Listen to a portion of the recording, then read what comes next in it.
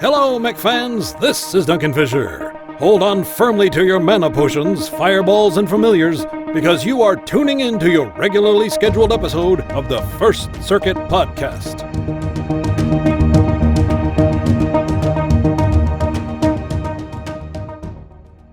Greetings and welcome everyone to the First Circuit Podcast episode number 105.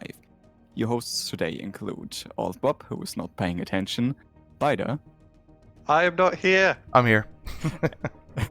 and myself, Ian Drusari. As for topics today, we've got some really brief stuff about Mechwarrior Online, and then obviously for the juicy stuff, we've got the Battletech Heavy Metal expansion, which has been out for about 3 days by now, by the time of the recording. The Battletech Kickstarter, where you can finally pull your spreadsheets back out and spend at least 6 hours trying to figure out what you want. And some initial stuff for Mechwarrior 5. So, to dive straight into the first topic, there's stuff going on. That's not important. Who wants to take it over? That's it for Mechwarrior Online. That's it? Okay, we're done. So Mechwarrior Online, it's doing some sales and challenges to coincide with the build-up towards Mechwarrior 5. The challenges, the in-game events is, do damage with all the mechs that are available in Mechwarrior 5, and eventually you get little bits of MC and C bills. And it's a lot of mechs that are coming out into Mechwarrior 5, and all of those mechs are also on sale for 50% off. So lots of things to do whilst we wait for Mechwarrior 5 to finally turn up. Yay. Yay. So I guess Mechwarrior 5 news, we now finally have a somewhat confirmed mech list. Any surprises in there?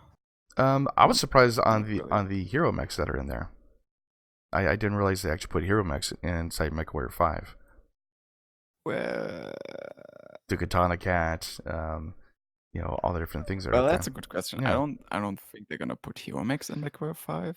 So are you saying the ones, you think all the ones that are on sale right now? Yeah. I'm assuming Yeah. all the ones that are on sale right now, at least for the chassis, probably not all the Yeah. variants. Okay. Yeah, that's my assumption as well. That you're not necessarily going to find the arrow somewhere around. Yeah. You're just going to find. I mean, I would love to find the arrow in Mechwarrior 5. Yeah. It's probably my favorite Mechwarrior Online mech right now.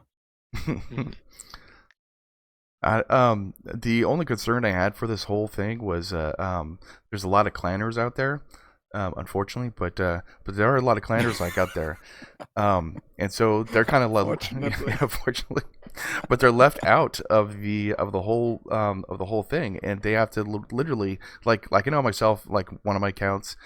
He's mainly just Intersphere. He has a couple clan mechs because he captured them and basically did that kind of thing. But with this, the clanners are left out in the cold. I feel bad for clanners. I feel bad sometimes, man. Well, clanners are people too.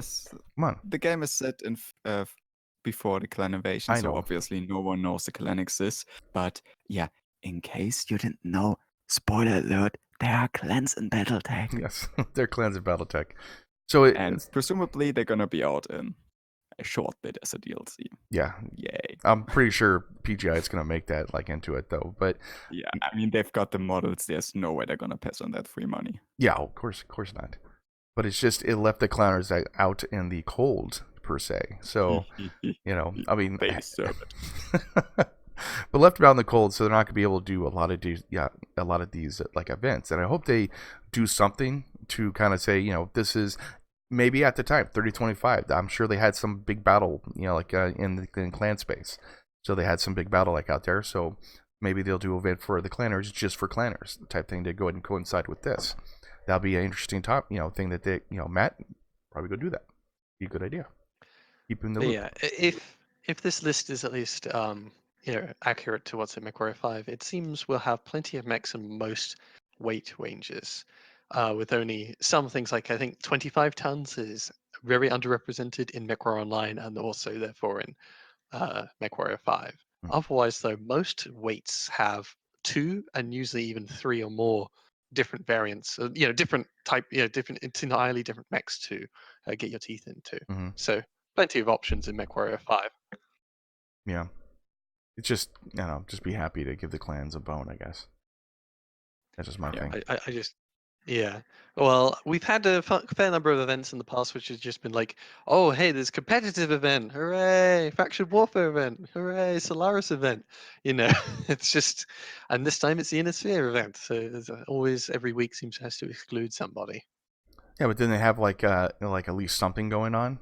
Just a minimum. Some like a general challenge yeah, that general anybody challenge. can take part in. With this, I think there are like clanners can do the general do X amount of like KMDDs in every weight class, as well as 5 wins in every weight class, and that will give you the big reward at the end, which each time is like 100 MC, Hmm.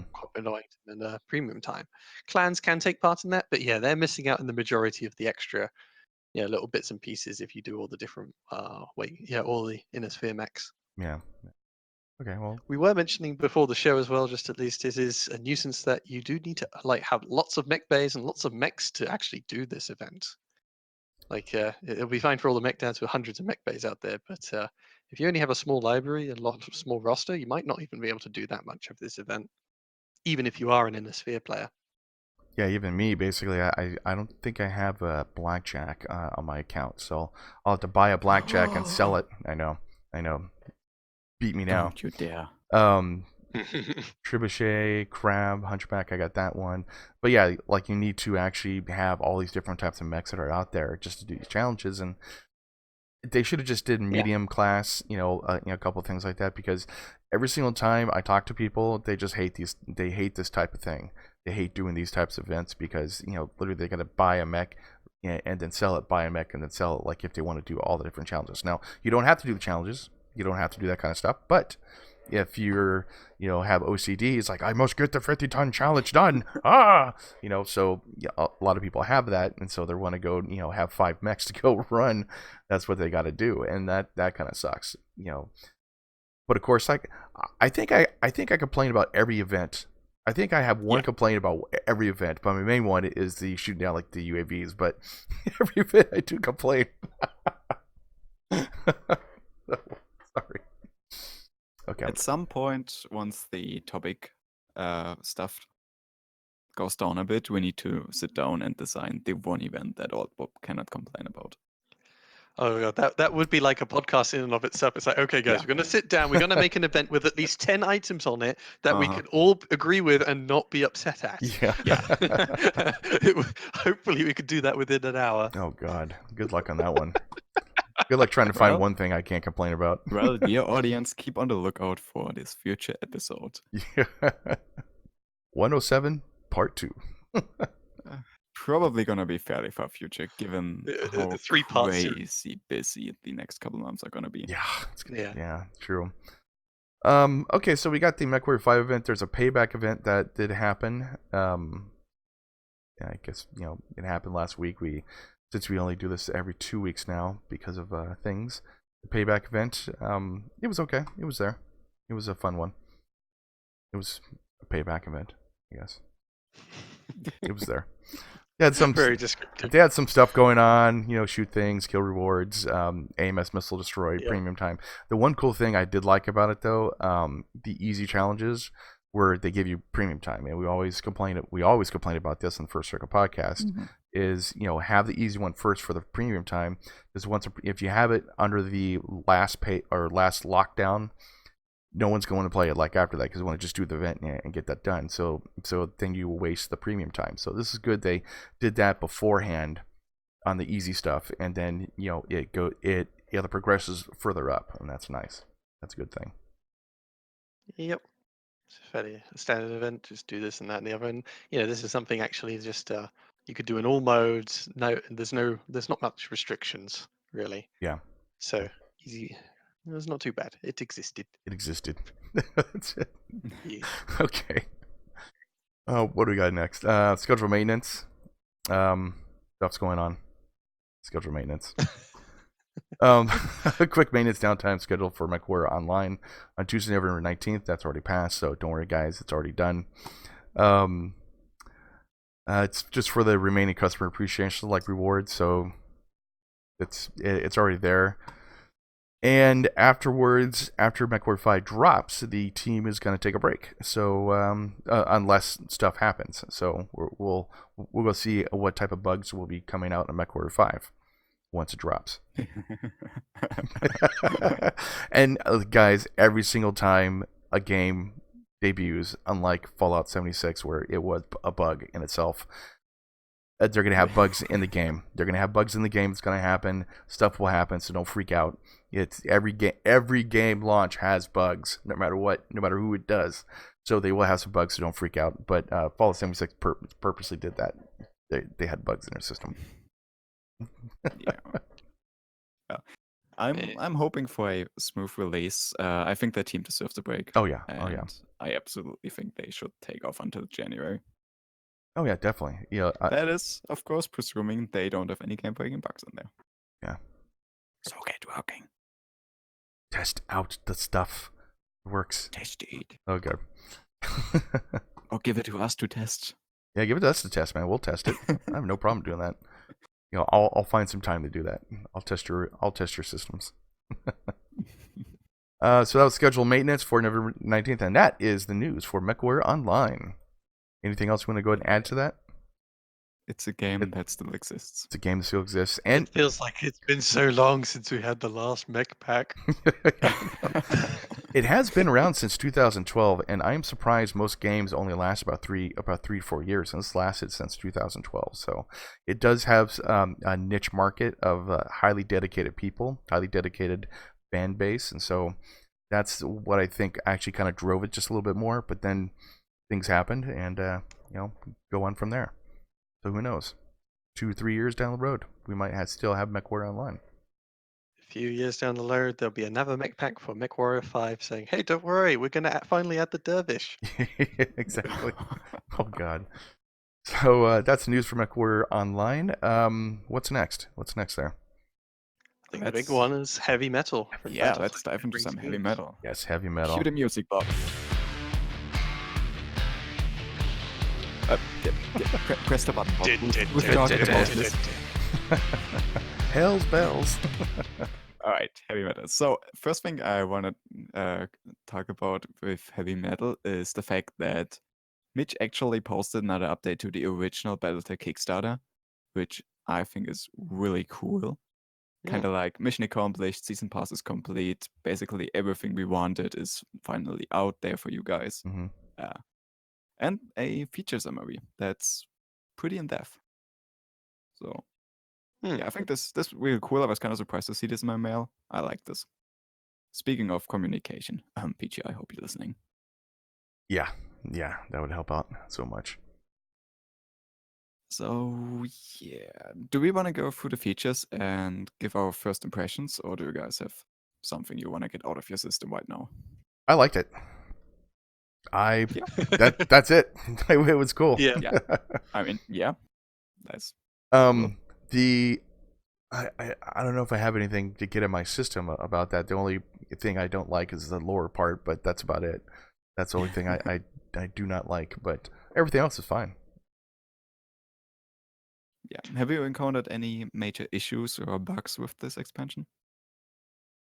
No, not really. yeah. My only issue has been somewhat loading times or how draining it was on my computer. My computer it's sort of it's good, but it's a little old at this point, so it's able to run it fairly well. But with more DLCs that have been added, it's gotten slower and slower. I kind of wished a little bit for optimization myself. Yeah, the only thing that I encountered, I had pink mechs last night, or glowy mechs, whatever that is. Oh, they still have pink mechs. Yeah. And Yeah, I That's had a that. really old issue. I know it's really old. And then for like some reason when I shoot sometimes it like lags for like 1 or 2 seconds and then loads up and then it's like, oh okay, I did 100 points of damage. It's like, oh okay. And that's it kind of skips, I guess, like whatever it is. I don't know what that is. Yeah, I have that problem as well. Like when I was playing it on Ultra, it was things like, I select one, so I'm aiming at a mech, and it just it freezes Yeah. for a second. Yeah. Yeah, it needs And- to run all of the calculations, and those have Yeah. gotten big over time. Oh yeah, definitely. Yeah, but all my guys have multi-shot. It's just absolute pain. So Yeah. I've lowered the settings for this playthrough. And does that help actually? Yeah, at least for me it has. Oh, okay. I might do Okay, that then. that's cool. Yep. I went from like ultra to like medium so that I didn't spend so long Ooh. waiting to aim at things. I mean, you could, of course, upgrade your PC. I got a good Yeah, PC for this, so I mean, it's everybody, and it's a program itself. But I think that's been around for a long time, though.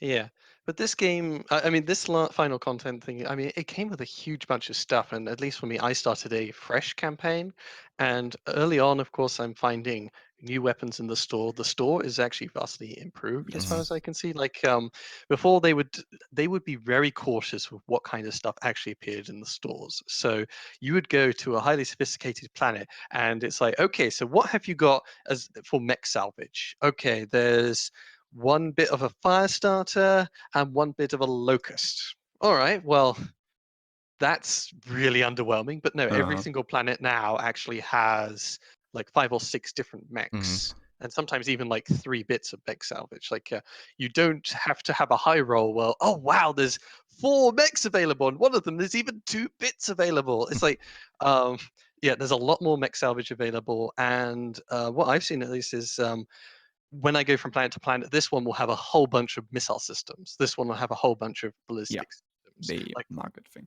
yeah, the So, marketplace is a lot more specialized, according to planet to planet. Yeah. But when you actually arrive there, it's not just, oh wow, this planet has, 2 LRM5s and an LRM10. It's got, a whole list. You got even plus weapons there. So shopping and market is a lot more interesting. And of course, the first planet you spawn on is always the most.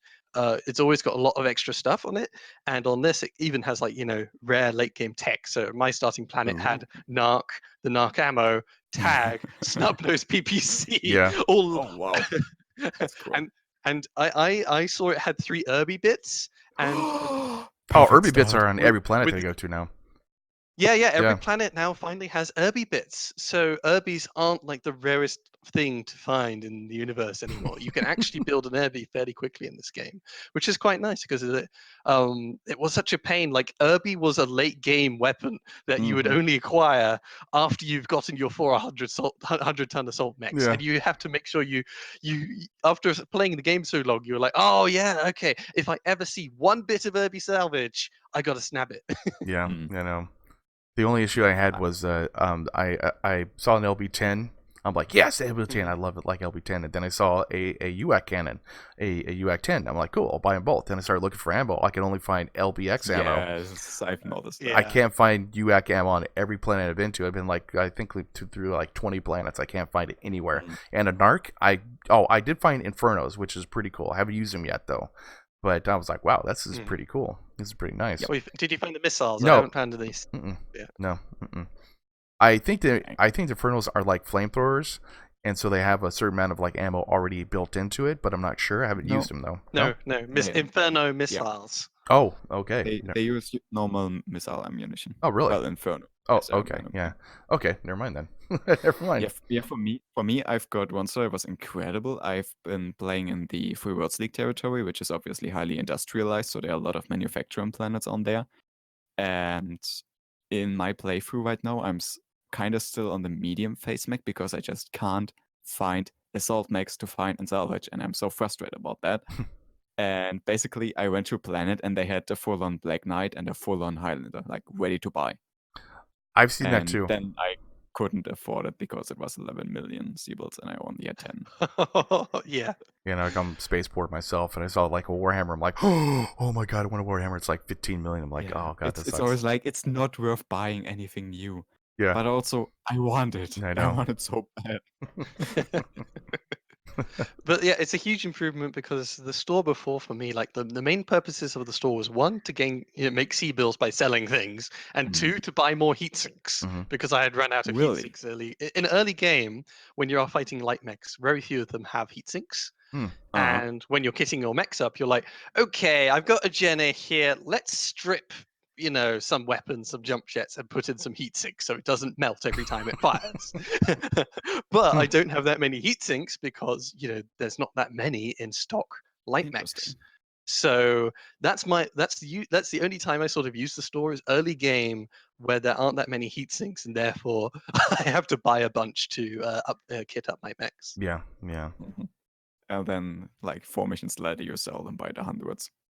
Well, yeah. Once you start coming across mediums like that, the medium laser hunchback, that's just loaded with heat sinks. That's, Yeah. it's like a honeypot of heat sinks. But before you get mechs like that, the heat sinks are actually quite hard to come by a little bit. So that was my primary use of the store. But now there's a real incentive to actually check the store and to save up lots of C bills, because you can find some stuff that you won't even ever find on the battlefield. I haven't ever Yep. seen anyone use like snub noses or LBXs or any of these new weapons. Yeah, I noticed that too. The enemy doesn't use those, and I wonder why. Yeah, it's kind of like the specialized Starlink equipment. There just isn't a variant in there, so it's not in the spawn table for missions. Oh man, that kind of sucks Yeah. actually. Yeah, Di- I'm assuming the Flashpoint mission thingy that Bob you have started it Mhm. right is going to feature some of those weapons. Well, like I fought the So Bounty Hunters I'm B hoping that- team. They didn't have anything special, and I'm on the Well, it's a B team. well, it's a B team, yeah. Yeah, they were easy actually. And it's like, wow, that's for Bounty Hunter B team. You guys suck. But I'm on the third part right now of the whatever the mini campaign that they have. It's really good. They did a good job at it. It's just really neat to go and go through and fight. Go talk to the bounty hunter, and it's just interesting. And they did a good job on the mini campaign so far. Yeah. I would say that, yeah, even if it's just for the player, it really brings some spice to the game, because Mhm. in early game or even later games, it's all you ever come across is like medium lasers, large lasers, PPCs. It's Mhm. sort of like I sort of said to someone else, it's like it's sort of the game before was always, oh hey look, here's another short sword, here's a short Yeah. sword, here's a long sword, oh wow, a spear, and then there's just suddenly heavy metal comes crashing through the door. It's just like, hey look, Morning Star, an axe on the end of the Morning Star. And it's just like, oh hey, that's cool. It's something different. It's Yeah. it's I'm just so used to using these bog standard weapons all the time. It's so great to get some extra weapons available, because Hmm. these weapons you can use across all the different mechs, which is personally at least a lot more interesting than sometimes just adding a new medium mech, which you play for a bit and then send it to storage. Yeah, I know. Yeah. I did have fun with the Stumdos, PPC on an awesome with 3 of them, with a Mhm. exchanger. So like -15 heat for all my weapons, and then the PPCs are -5 heat, so it's like -20. I don't have to worry about heat, and I just blow things out of the water. Just every turn. I love the fact that heat exchanges are no base game. Yeah, I know. Yeah, I know. Mhm. And Those were so important in the past. it's just so nice to just fire every single round 3 PPCs, and without like blowing yourself up or like cooking yourself like a fusion engine or something. Yeah. Just so nice. So like most stock mechs would have yeah, happen. I know. I've I got will also say on weapon balance, they have gone back and tweaked all the Star League tech stuff, the rarer weapons, to actually be worth a damn. That was always at least somewhat my complaint, that Yeah. late game, I've got medium lasers plus plus plus, gives extra accuracy and crit chance. And it's like, oh, hey, there's an ER medium laser. It does more heat for more range, but the medium laser plus plus plus is actually quite a bit more accurate at a lot of ranges. Mhm. Hmm. So why bother? And it's like, oh, hey, an ERPPC. Managing heat is hard enough already, but let's have 10 more heat. Perfect. But yeah, they've actually like the snub nose. I think I've had some fun with the snub nose, because Yes. instead of just having it the bog standard 50 damage, which is like, oh, I could install this weapon for 6 tons and it does the same work of 2 medium lasers, 2 tons. So what they've done is they upped the damage to 75 damage. That's really good. Like, that's worth 3 medium lasers. It's not so bad, and it's also like 5 separate little shots. Mhm. So it's not so much an It's all so or fun nothing. to use. Yeah. Yeah, it's a. I mean, it is called a snub. It's like, it's a sawn-off shotgun, so it does have that kind of Yeah. shotgun effect. It's I, really I cool. just never thought about the possibility of doing that with a PPC. I still don't know how the science works, but it's fun enough that I don't care. Exactly. I've got one more question, since we're on the topic of stores earlier. The store filter is now a thing. Have you guys ever paid attention to what kind of planet gives what kind of stuff to buy in the store, like manufacturing, gives Max, Battlefield. I think Well, gives No, I no. haven't All Merchant I actually. need Dalek. to do, like there was, as I said, I used the store for two things. One was buying heat sinks, which I do at just whatever store I happen to be at, and they're always available. And two is selling things, and you sell things at any faction that likes you. Hmm. Yeah. And that was as far as I looked because there was no point to the store Yeah, other but than finding Irby bits. in your current playthrough, have you paid attention to that, since stores are now currently somewhat useful? No, I haven't actually. I've only gone across like 3 planets thus far in my playthrough. Okay. But yeah, I have been looking and seeing. I'm doing the early level stuff, so it's there's not very advanced planets thus far. But I am trying to see if with the store actually being more impactful, whether it is worth going out there to those higher tech planets. But the thing is, the higher tech planets are usually higher skull planets as well. Yeah. So let's start from the top, maybe. Official mod support. Have you guys played with any 1.8 mods yet? Probably not, right? No, I haven't actually. No, I actually haven't checked whether there are any available yet. But I do like what they did with the mod tools, and basically, if you see on the left hand side here, you could click on and off mods, and that is freaking amazing. Because it was such a pain in the ass to go and like upload, take them off, put them back on again. Such a pain in the ass, and I'm just not going to deal with it like anymore. So with the night witches that I was doing, I just kind of just gave up. I don't want to do it. I don't want to have to deal with that. But this is pretty cool that you could do this now. But of course, I don't know how it works exactly. But I'm just assuming you click that and it turns off the mod. And it's really easy. Yeah. It's kind of what I speculated about last episode. It's you download the mod from Mod Nexus or whatever your source is. You drop it into the folder, and then you load up the game and click the button to enable it. Yeah. And that's it. That's amazing. That is just so It's nice. really easy. Yeah. The It's only very nice thing that's kind of annoying is you have to restart. But I can live with that. It's still easier than it was before by a lot. Yeah. Got to restart the whole game, or Yeah. Oh, okay. Never mind then. Never mind. Yeah, because mods are loaded during startup before you see the intro cinematic. Oh, okay. Yeah. But still, it's nice they did this because it was just a pain in the ass to go ahead and deal with. Yes. And it's even better because they have now kind of made the mod format official with the well, you guys probably don't know too many details, but the mod.json, which is the starting point of every mod for the mod loader, and since mod loader is now integrated, that means every mod is kind of forced to use the same format. So you're not gonna have people who use this mod format. You just drop it in and launch it, and then there's gonna be another mod where you actually have to modify files. Now it's kind of all the same, which is always good. It's a good thing they did this, man. I like it. It's a kind of to make an analogy, it's like you have a house, and instead of just sort of putting an extension and trying to haphazardly make an entryway, there's an official doorway that you add all the extensions to. So the problem before is this: people would make extensions using the windows or other bits and pieces, and it would get all jumbled and confused. Or even better, they would give you a sledgehammer and be like, "All right, you're gonna put that wall down, and then that's where you can put the extension." Yes. Yeah. Now there's a place where you put the extensions, and it all builds up on top of there, so it's much more organized. All right. So next on your list, are you using the on the Kickstarter post by Mitch for your list? Yes, What that's yeah. what I'm using. All right, New next maps, new one. contracts. There are a couple new maps. I believe those are for single player and multiplayer, so I haven't seen them yet. Have you guys tried them? Yeah, actually, I've come across Sorry, go ahead. Boulder Field, I'm pretty sure. Yeah, I've come across them. I've come Yeah. across one of the maps where it was like a weird city, and it was pretty cool. It was pretty nice. Yeah, I think I've come across Boulder Field. It was a nice map actually.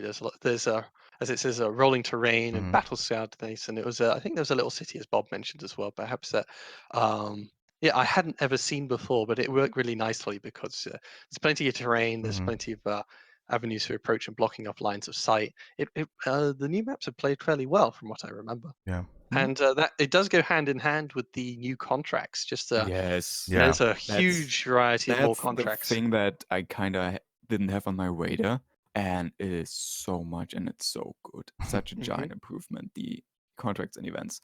So some examples. You can You could have a lance with 3 rookies that are preset. They have their own mechs, and you just Yep. put in the 4th pilot and have to safeguard them. It's Yeah. straightforward. It's usually kind of ridiculous how bad those pilots are. It's fun to laugh at. I did that as an early mission, which was the Capellans had a mission which was okay. We got some rookies and we want them to train garrison duties. So you're going to show them the ropes, go to this abandoned base, and it should be a simple mission. And I'm like, okay, I'll take half salvage rights for this. Yeah. And it was a 2-skull mission. I had only 1 mech I could put in. I only had medium, so I chose a Vindicator. It's early game, and I'm getting a Commando, a Panther, and an Irby, and they also have only 75% armor. Oh, it's God. kind of funny. They gave me shoddily armored mechs, and That's they're all fairly kind of unskilled. Yeah, and my enemies were an SRM Locust, a Trebuchet, and a LRM Catapult, as well as 4 base turrets. Damn. Catapult salvage. Yeah, that was some pretty good salvage. I only got 1 bit from the catapult since it was a bit of a tough fight at the end. I kept everybody alive. They all tried to kill the commando, who I was more than happy to oblige. At least they're not shooting the Vindicator. I was curious to see if you get a bonus payout if you kept them all alive, but no bonus payout whatsoever. I just defeated, this fairly hefty lance with mostly light mechs, shoddily built, unskilled light mechs. Yeah. And they're just like, yeah, well done. You did garrison duty good. Yeah, I just had a VIP one where you got to keep the VIP alive for patrol, and I was sitting there going like, why is this guy? I didn't read the mission. It's like, why can't I have 4 mechs? What the hell? And then I started reading. It was like, oh, okay. VIP guy. So I just kept him all the way in the back, and just destroyed everything else that was in front of me. And it's like, okay, he lives. But my favorite edition is the one where one faction managed to find somewhere a battle mech of another faction, and you're gonna take it on a field trial. So, for example, the first mission I've had with this, I got to play the Night Star. I had the Night Star locked in as one of the mechs. I could put my own pilots in, and I could fill it up with 3 of my own mechs. And so basically I had this one free trial to try out the new mech. And I really like this. I really like this mission type. It's so good too. Night Star, because that's not added in heavy metal. At least it's an older one. It's random what you get. I had another mission where I had the Cataphract, and I've had one more mission where I've got an Assassin. But basically this kind of mission type where you can try out mechs that you might not have yourself. So you could see whether it's worth trying to salvage. Because you've modded in the Night Star. Yeah. Is that the... No. Really? Because there's no Night Stars in standard. Basic. Wait, what? There's no Night Star in vanilla basic. Battletech. There's no Night Stars. I had a Night Star. Well, yeah, like through your mods. No, your guys are screwing with me. I played this yesterday. Yeah, I know. You have mods running, don't you? No, I don't have mods running, and I've had a Night Star. The only 95 tonner up till this point was the Banshee. Yeah. Which is always a the big Banshee shame. and not a Bull Shark, and the Night Star. Yeah, and now there's the Bull Shark, but there's no Night There's Star. no Night That's Star. not part of heavy I metal. played the Night Star. You played something that looked like a Night Star, but it wasn't a Night Star. Okay, I need to get back to you because I am absolutely certain that was a Night Star. Were you really drunk and mistook an arch? No, it looked like a Night Star. It had also PPC and a couple mediums. That's a Night Star, right? 95 ton. Really heavy. Might have been the Bull Shark. Night Star has a nose PPC. No. No, not Bull Shark. Doesn't. No. That's. You played something different, but it wasn't a Night Star. Maybe it's some kind of. Are you a time traveler? I don't know. Did you go to the future or what, man? I need to research what happened there, but I am actually played a Night Star. Okay, but the variety to in the contracts. you guys listening, if any of you have seen a Night Star, please tell us because if you haven't modded it. Yeah, you might have had a mod man going somewhere, hiding, lurking in the background. That's probably what happened. But yeah, the variety in contracts is like because they've added so many more, that it adds a lot of variety to what you're doing. Because when we did the first base game, contracts got kind of repetitive because you saw Yep. the same mission Yeah. over and over and over again, and what happened in the missions was also fairly bland and vanilla. In this, because of the drop pods, I think they're actually able to have Mm. enemy reinforcements appear, not always at the edge of the map, but right by the objective type situations. They are able to have two enemy forces, possibly fighting each other, and you're able Yep. to have allies now as well. So scripting wise and the tools they have available, the contracts they do are a lot more interesting, because before it was always just appear on our map, there's one enemy lance ahead of you and one more at the edge of the map. Mm-hmm. Mm. Kill Yeah. the first lance quickly, kill the second lance when it reaches you. And now there's a lot more variety. There's a lot more going on. So yeah, you can be forced to start with NPC teammates. You can have NPC allies appear. You can have two different forces fighting each other. There's just so much more that can go on that makes these contracts interesting. Because And I've yeah. also noticed one thing. Some of the standard missions did get additional script. For example, I've had one assassination mission that where the VIP was in a Cicada 2A, which is obviously a terrible mech. Yeah. So when the mission loaded up, Young commented on how anyone putting their VIP in a Cicada might as well just kill them outright. Which I 100% agree with, by the way. Yeah. Yeah. I did have a funny situation with that because I destroyed all of the friends of the Cicada VIP. The Cicada turns up, and I've got all my PPCs and LRMs, so they just go blah blah blah blah blah blah blah, and he's barely alive after one volley, and he's like, "Nope, I'm out," and he sprints the opposite direction to the extraction zone. So I have to book it to chase him, but I'm not as fast as Cicada. and it's a water map. I had to try and either jump over the water or run through it. So I had to spam the guarded mode, so I would increase my initiative, so I would go before the Cicada, so I could get someone in range, so that I could then spam long range LRMs and PPCs to catch this sprinting Cicada. I've got an even worse situation. I've played that mission with the Cicada, and the first time I've played that mission, I killed the assault mechs that were guarding it. Yeah. And then the Cicada came over the hill. And obviously one volley, it somehow survived. I don't know how it survived my 4 mech alpha strikes, but it was somehow still alive. And then the LC disappeared where the VIP tried to extract, and it was right on top of him. Oh god. He did not move. The zone appeared and whoosh, mission failed. That was frustrating. Yeah, that's unfair.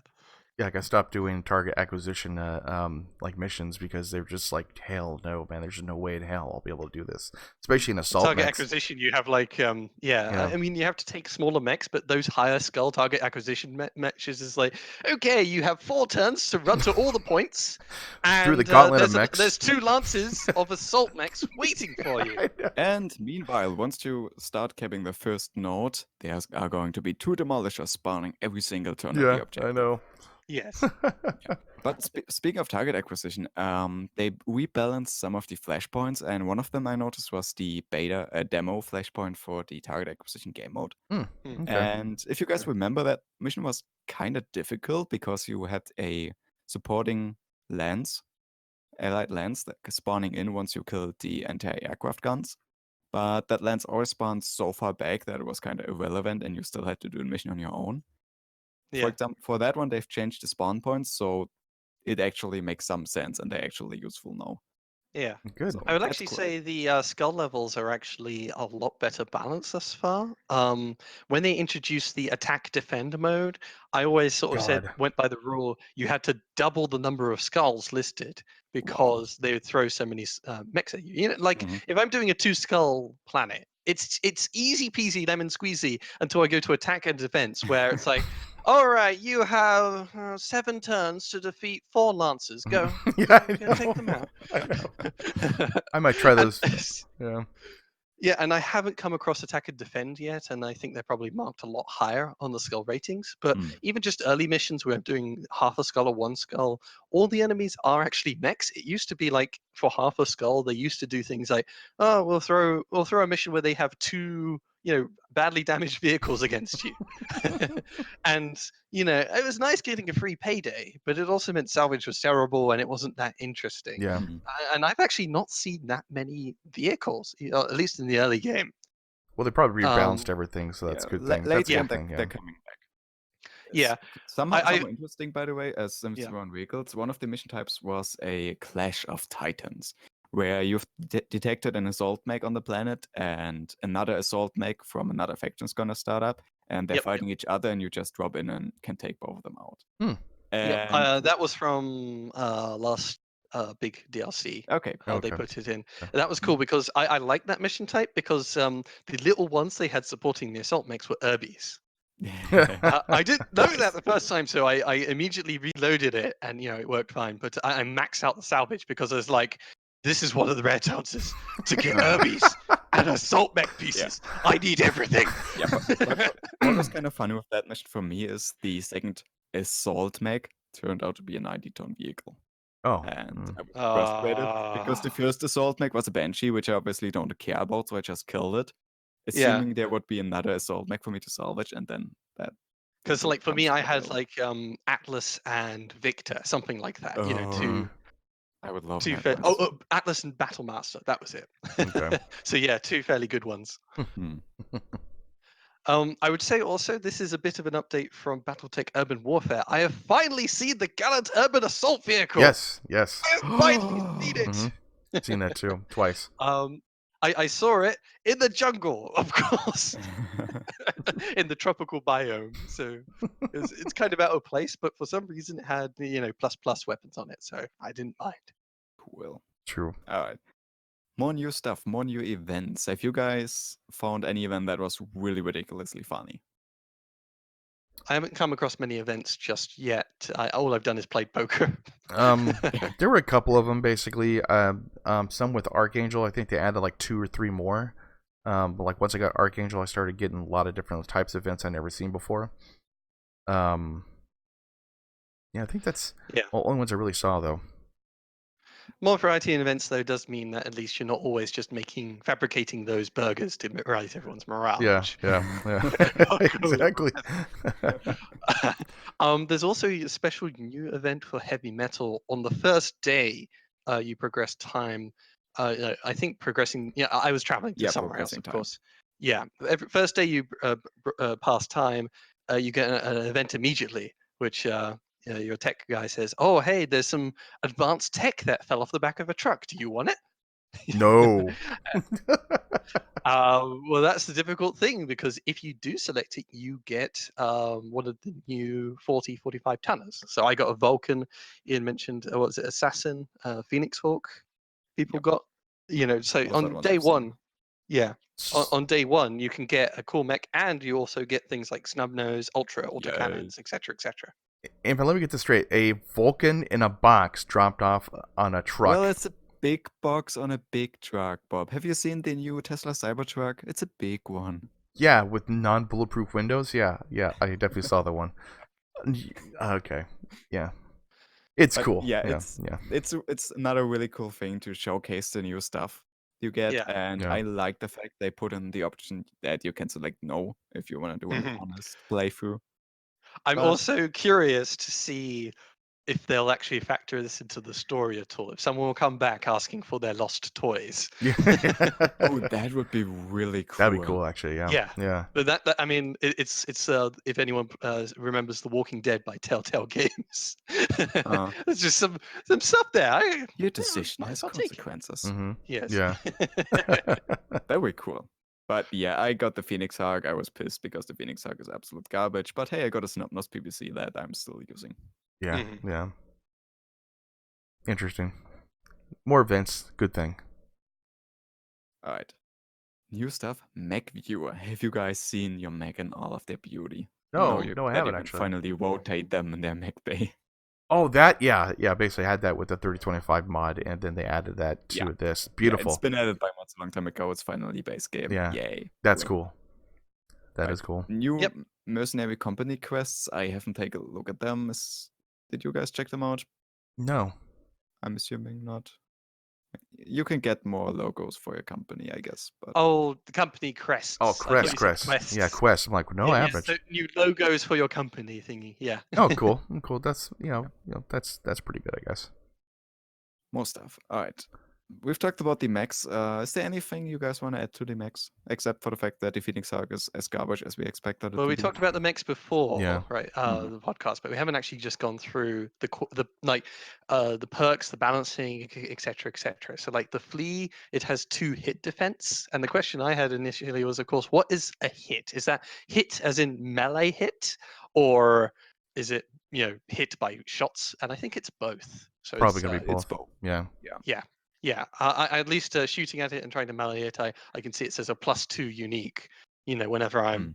fighting a flea. So fleas have an extra 2 extra hit defense, and Mm. that also explains hit defense. The gyros, because I used to see like, oh, this one has this gyro's Oh. +2 or 3 hit defense. I was like, I've seen that in a store in one of the more Huh. advanced planets, Mhm. and it's like, oh wow, +3 hit defense. That means they have a 3 negative multiplier to try and hit this mech. I get it now, because I think before there was like melee hit It was melee defense hit. Yeah. Yeah, melee gyros, defense. which was really underwhelming. So I never Mhm. took it. But now you can take gyros. It costs 0 tonnage, I think, Yeah. to just make your mechs harder to hit. I love it. That's pretty cool, actually. Yeah. I have seen the Marauder. It had a unit unit control device or something like that, and basically kind of like being a command mech. And I have seen that, but I haven't seen it being. I've seen it being used against me, but not actually. I have it though. Yeah, so I guess the mechs might be something we could come back on next episode. Okay. Well, I've only had experience, of course, with the earlier mechs. So yeah, the flea is a nuisance to hit, but it's a tiny little locust that tried to strap a large laser to it and more stuff. Mhm. So it's got lots of weapons, but falls apart even quicker. It's just hitting the damn thing. I've equipped mine with the coil beam and a couple small lasers, and it's been doing some really good damage numbers. Hmm. I haven't seen the coil beam yet though. I haven't come across one yet either. The assassin ignoring 3 evasion. I've only had it used against me because my mechs always jump jetting every turn to get 4 evasion, and then the assassin says, "I don't care." And they also have because there's only 5 assassin 101s come across. I've come across about 3 of them already.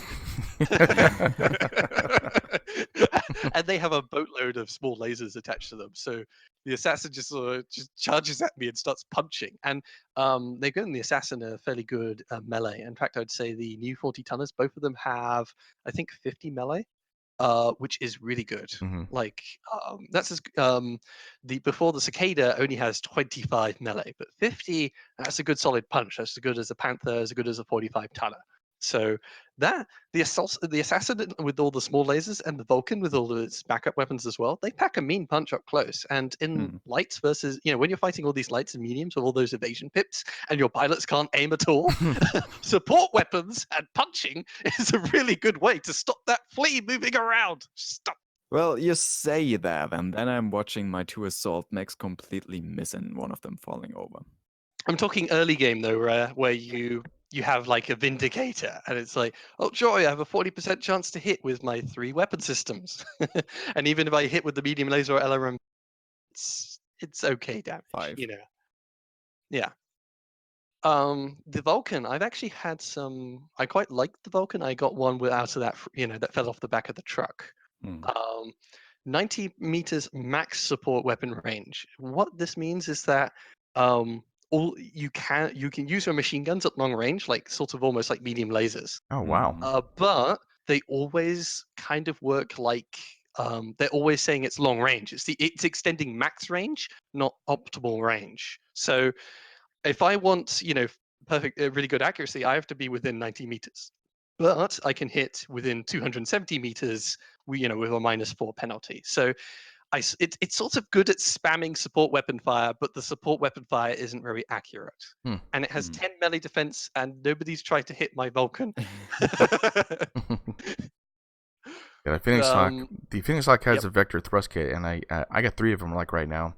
I don't use them because they're garbage, but it does give an extra 10% for jumping range and extra 10% for death from above.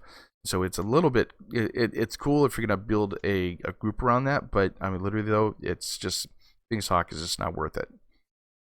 I've actually It's had some quite good success with the Phoenix Hawk. The Phoenix Hawk does have limited pod space, Yeah. and its majority of its weapons, if you want real damage, are going to be medium lasers and small lasers, the most efficient things you can shove in it. Mm-hmm. And my one, it still has max jump jets because what it does is I take it only on the coldest planets in the coldest environments. Like if there's water, and it's like the tropical biome, I'll have it jump right next to the enemy. It jumps a mile. Mm-hmm. And because you jump, you get, it's 20% extra jump distance. When you jump, you have 6 evasion, and you get 20% extra damage after you jump.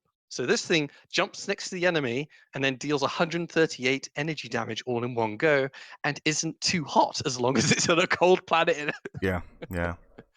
So I wouldn't say it's terrible. At least used well, it can actually be a really it's actually really interesting. Like one of these smaller mechs because it can pack a real wallop. Like for example, there was this. I was doing one mission and I had the Phoenix Hawk. It jumped. It destroyed one of the manticores, I think it was. Mhm. On a convoy, and the Centurion reinforcement turned up. So it just jumped halfway across the map behind the Centurion. I used a focus shot on his rear CT and blew it up in one shot, which nice. isn't bad for a 45 tonner. Yeah, I would say the Phoenix Hawk is a very niche mech.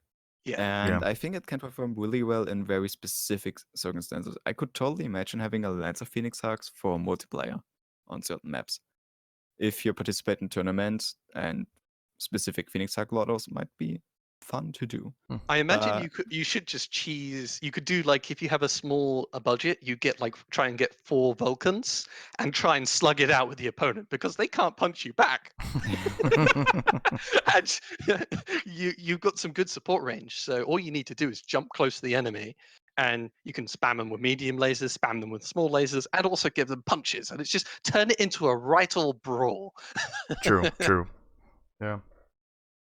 Whereas the Phoenix Hawks, yeah, I think it still could. That is also another nice strategy. But the issue with jumping right next to the opponent and making use of I mean, you can use 3 medium lasers. That's only 90 damage rather than the full 140-ish damage. But if you get close enough, people just say, "Yeah, you got 6 evasion pips, bonk," and they just punch you in the face. Yeah. Hmm. Yeah. yeah, I'm kind of thinking if we compare to Hearthstone, for example, something like 4 Phoenix Hawk would be a total meme deck. Something like the Quest Resurrection, rather than full 4 on Phoenix meta. Hawks on a hot map with hot lasers you could Yeah, take. it's They melt. it's kind of the meme thing where when you win, you just get extra, I guess, an extra ego boost. Yeah. Yeah.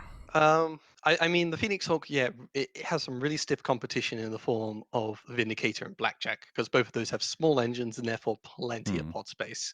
The Phoenix Hawk is a bit like the it's kind of like the Vulcan and Cicadas. Like it just it's I in my mind I use it like a 35 tonner, just to like 35 tonner plus a bit more.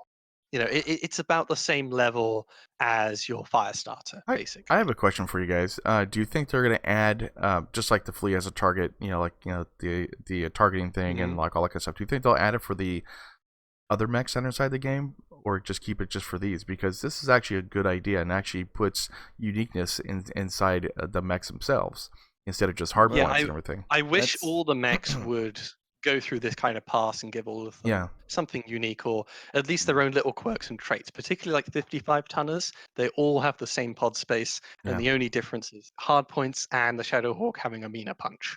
Yeah. Hmm. Yeah. I think that'd be a good idea that if I Battletech does think we've that. kind of talked about that we are not expecting HBS to put Yeah. that much work into Battletech at this current point.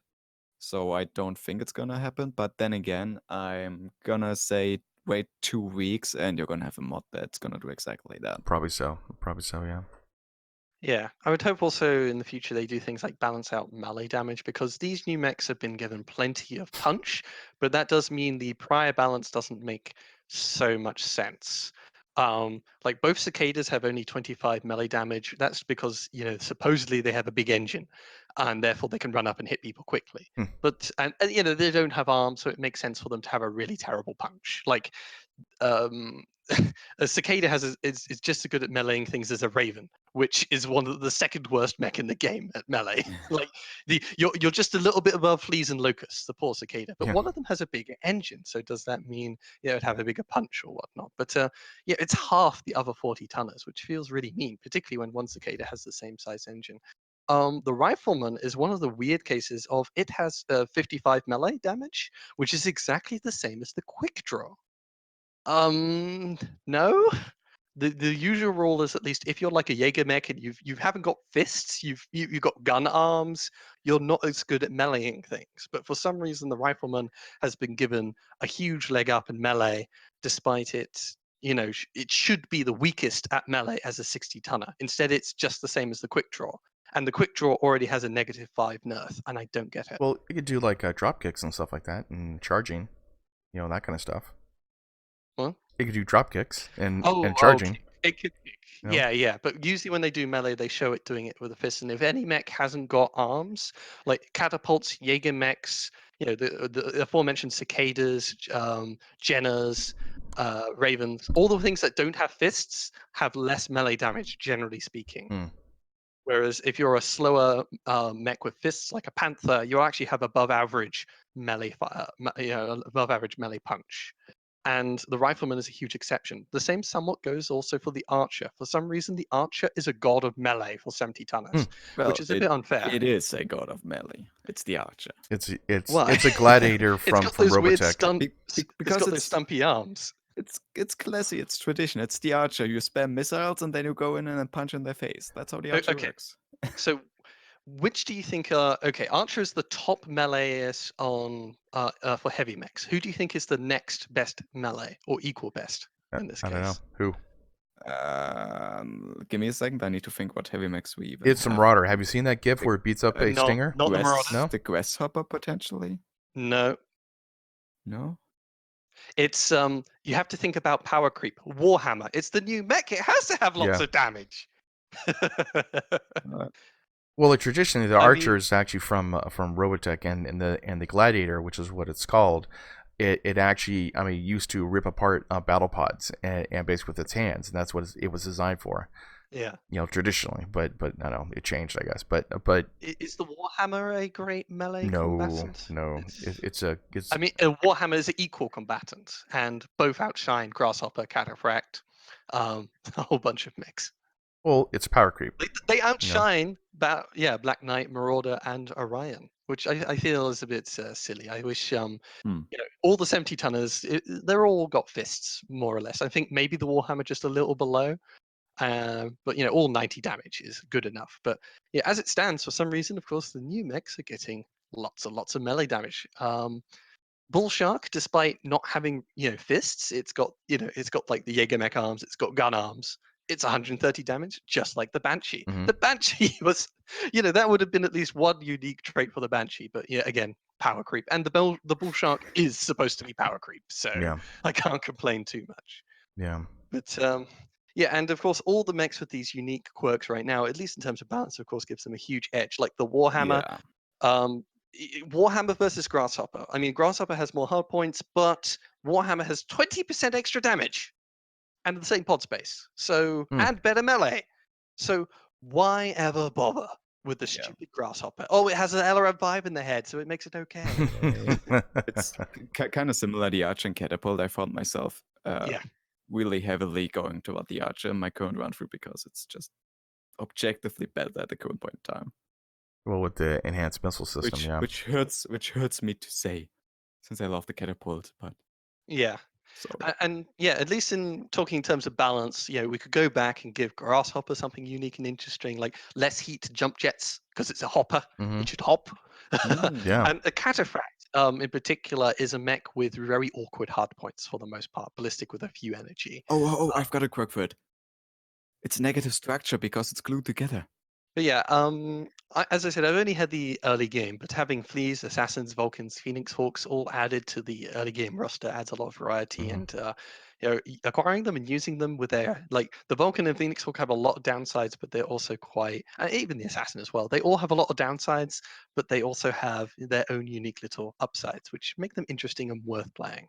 All right, so for the new weapon systems, obviously, you guys said you haven't seen the coil beam yet. No. Not yet, no. No. Okay, I've got it. I was disappointed to find out that it doesn't scale with jump jet evasion, which I guess Oh. makes Wow. some sense, but also because that would have made the Phoenix Hawk a bit better for me. So Yeah. currently it's just on my flea. One annoying thing just to mention with the Phoenix Hawk is even if you jump max, I'm getting only like 6 evasion pips, which is the same as having 6 jump jets on any other mech with, it's just it should get something like 7 evasion pips with that extra jump distance. True. So it's not as evasive as it could be. But yeah, I think the distance traveled should still, yeah. Well, coil beams, they're trying to take, I think they want to encourage people to actually run around the place.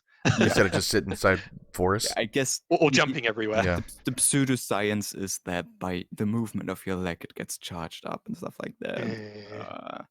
But it's not terrible. I still have a flea in my roster, even though I'm mostly at heavy max now, so that speaks for itself. Yeah. Beyond that, Inferno missiles are obviously really good. You guys haven't played them yet? I got the launcher, but no missiles, I guess. All right. Yeah. What I saw from just the ammo was that it only does what, heat damage, or does it do actual damage? It does a little bit of physical damage. Yeah, a little bit of physical and mostly heat. Yeah. Yeah. It's So Flame. I for the most part, I would just kill people instead of heating them up, because the big issue, at least historically, is usually being the player is heavily outnumbered. Yeah. 2 to 3 lancers to 1. But I would say in the new balance, they have actually addressed that. At least from what I played, I'm usually going up against similar sized forces. Yeah. It's not me up against an army every single match, which is nice. It's different for me. I feel like some of the missions are still kind of the old mission type where you're up against a massive amount of people, and then you've got some missions where you're probably balanced. 4 versus 4, the enemy being a bit heavier than you. Well, Cool. I guess with Inferno missiles, you could plus flamethrowers and everything, like overheat them and then shoot them in the head. That's an idea, and they get salvaged that way. But at least if you're later game enough to take this kind of tech, then just use cold shots to the head. Yeah, yeah, true. Yeah, if you have enough morale generation, you're killing them enough, you'll get plenty of headshots that way. True. What I found useful, I found 2 launchers, 2 SM4 Infernos, and I used them to shut down 2 blackjacks in one of my missions. Like they were overheating themselves, then I just put Infernos on them, and they couldn't fire for the next 4 turns or so, while I keep them busy with the Inferno missiles, and meantime my other mechs could focus on salvaging me an archer. Okay. And the benefit of Inferno, like the thing is, Inferno, of course, you have to pay more for the launchers and then ammo on top. Whereas Flamers, it's just every single Flamer is just 1 ton. The thing is, of course, Flamers have really limited ammo, just 4, and a really short range, unless you are a Vulcan. Yeah, true. All right. Next up, LBX autocannons and snap PPCs, the new shotgun weapons. Beautiful. Beautiful. Really fun. Yeah. They look great. They feel great. They sound great. I love it. Yeah, beautiful. I haven't been able to pick up an LBX yet. What advantage do they give? Because obviously the nice thing with AC10 versus LB10 is just simply it does all the damage on pinpoint. Well, LBX10 will be spreading it out. So how do they? Spreading Critting. out for crit. Yeah. It's 1 ton lighter. Yep, as standard. Yeah. What's the other advantage? Well, plus also you're more of a chance to get a head hit. Yeah, it's also you're more likely to hit if you've got something like a 40% hit on a light mech. You could just cluster fire it, and some of those are going to hit. It's not all or nothing. No. Yeah. But yeah, LB10 certainly gives you 1 extra ton. Are the other LBs like LB2 on tabletop? It weighs exactly the same, I think, but it's 3 slots. I haven't used it actually. I haven't seen the other ones. I've only found the LB10. Yeah. I've there is ammo for all of them, so yeah. assume they're all there. The mech border. At some point, sorry. Mech mortar. It's 3 million Seabills. It is so expensive for a single shot per game. I know. Oh boy. God. I've seen in the shop. That's it. It's how much amazing. Damage? It's amazing. It's the base one is 50 damage, I think, AoE. That's it? It's not crazy. It's more to like I When you feel say like, AoE, it's obviously to every component, is Yeah. it? Yeah. Oh, well, okay. no. Mm. Okay, I haven't used it in practice, so let's come back to you next week. Okay. Mhm. I'm gonna think it's more to kind of what they demoed at PDXCon, take out a city block and then use the open field. Mm. Okay. But Okay. yeah, it's a really cool concept. I don't think it's balanced Well, we'll see. with Yeah, and its it'll weigh weight, a ton and as well, right? yeah, Yeah. it's really heavy and it's only a single shot. I think that one's gonna be rebalanced in my playthrough. Mhm. Ultra Ultra. autocannons. Found them. No ammo. Found them as well. No ammo. Exactly. I think ultra autocannons use regular ammo and they just fire 2 rounds of that. I've tried equipping, in the mech lab. I put in the ultra cannon, the regular ammo, and it comes up with the error, the yellow error. Yeah. Just you haven't got ammo for the weapon equipped. Really? Okay. Yeah. It's somewhere in the periphery. Who knows? Everyone has King Krads, but there's no UAC ammo. So Yeah. The way they work is I don't think there's any jam mechanics. It's just you pay an extra ton, maybe a slot, and it fires more, like Yeah. twice it, as much it damage gives output. you the how's it called? The thing where you fire ballistics every single turn. The recoil mechanic. Oh yeah, that thing. Yeah, you get double negative from that, but I haven't found that one impactful Yeah. at all. okay. Narcs. Alright. All right. Spider, knock and tag. Narc. Yeah, Narc and Tag together are interesting. I 300,000 a piece each in the store, and Narc gives 20% bonus missile damage. So it doesn't help you hit, but it helps when you do hit a lot. That's actually cool. Yeah. Yeah, it has the same range as tabletop whatnot as an SRM type of thing. So you have to get fairly close to even start trying to tag people with Narcs. But when you do, all of your missiles, not just LRMs, but not SRMs, LRMs, and whatnot, it's just they're going to hit like a truck. So and tag does similarly 10% bonus damage when you have marked a target, painted them with the tag. And Hmm. this is for missiles and ballistic. Ooh. Now, there are some interesting questions that, of course, I haven't been able to answer. Like, what happens if you knock them twice? Do you get 40% extra damage? No. I doubt it, I but doubt it. it would Yeah. be funny if I'd get the Raven, from the urban warfare thing. It's got 2 missile hard points, 2 energy hard points or so. Fill it with knocks and tags, and turn my accompanying assault lance of LRMers into LRM gods. Well, that'd be kind of nice to have the archer and in Narc and tag, mechs and everything with the archer enhanced missile system. Just be even tighter, man. Now, there are a few things, though, to mention. Tag actually generates 5 heat, which is a bit less than a small laser, but it will affect your heat calculations. It's not a free action. Nuck is free action. However, every ton is only 6 shots, which in turn-based isn't too bad. I'm not sure how long the Narcs last. It might just be for that turn. But it is, 3 tons for the launcher, and possibly 2 extra tons for enough narc ammo Okay. for you to do the gimmick. So both are quite troublesome. Also, both have listed 1 damage.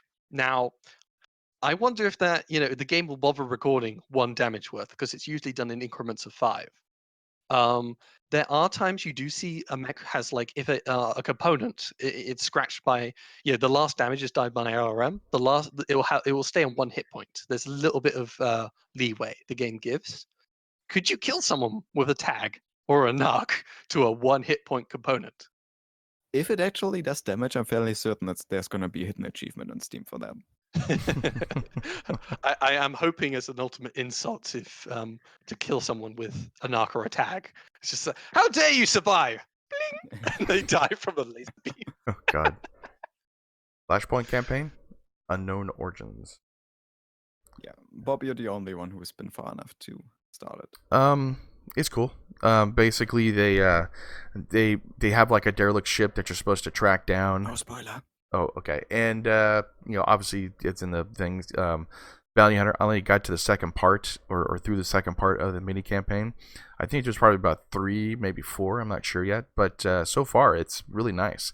good story, good kind of like a tech that you actually get for actually doing the campaign. You fight the I can't want to say that. But yeah, so it's really nice, good story, really really cool. I liked it so far. Yeah. Hopefully we'll get to play enough because there's they said what was it? It's the Bounty Hunter and Wolf's Dragoons. Yeah, or was yeah, it? yeah. Bounty Hunter. Yeah. Well, Bounty Hunter, Wolf's Dragoons are the big flashpoint. Natasha Kowinski. And Kerensky. Yeah. And I've actually seen the picture of Natasha Kowinski. Someone posted on Twitter. Yeah, I saw that too. Actually, that's cool. She looks good. Yeah, good job at that. Cool. Good job at that. So. Now it isn't included on this list, but there are some changes to the skill tree. Have you guys ever noticed that? No, I didn't on actually. The piloting side of the skill tree. So there's still the same stuff of increasing piloting increases your unsteadiness threshold thing. It improves your chance to hit in melee. And I think extra sprint speed, sprint distance. Mhm. Those were all you got from maxing out the tree, unless you got the big skills.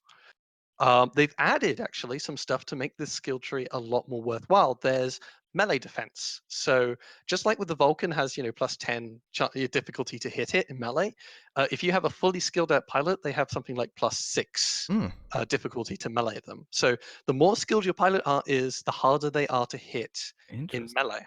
There's also a general, just like with the Flea, what's it called? A hit defense. Mm-hmm. A fully maxed out pilot will have like 2 or 3 hit defense, which means all attacks against them have a 2 to 3 extra difficulty to hit them. So a more skilled pilot is harder to hit in melee and harder to shoot at.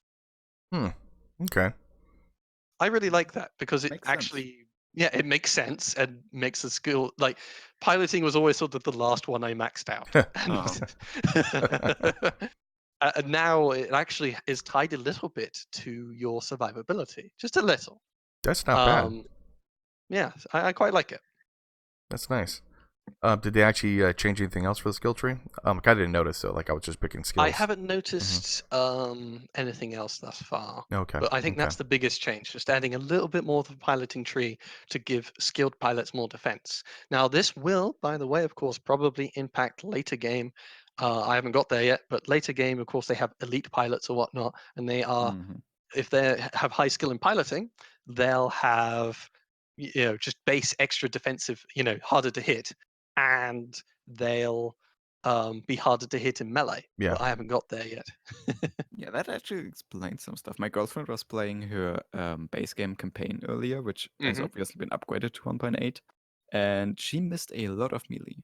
Yeah, I was noticing that too, actually. That might be something. I've been taking a lot of 80% with melee and missing. I mean, that's just terrible RNG, but still. Yeah. At least when you look at the you hover over them, it does have a hit modifier, so you can check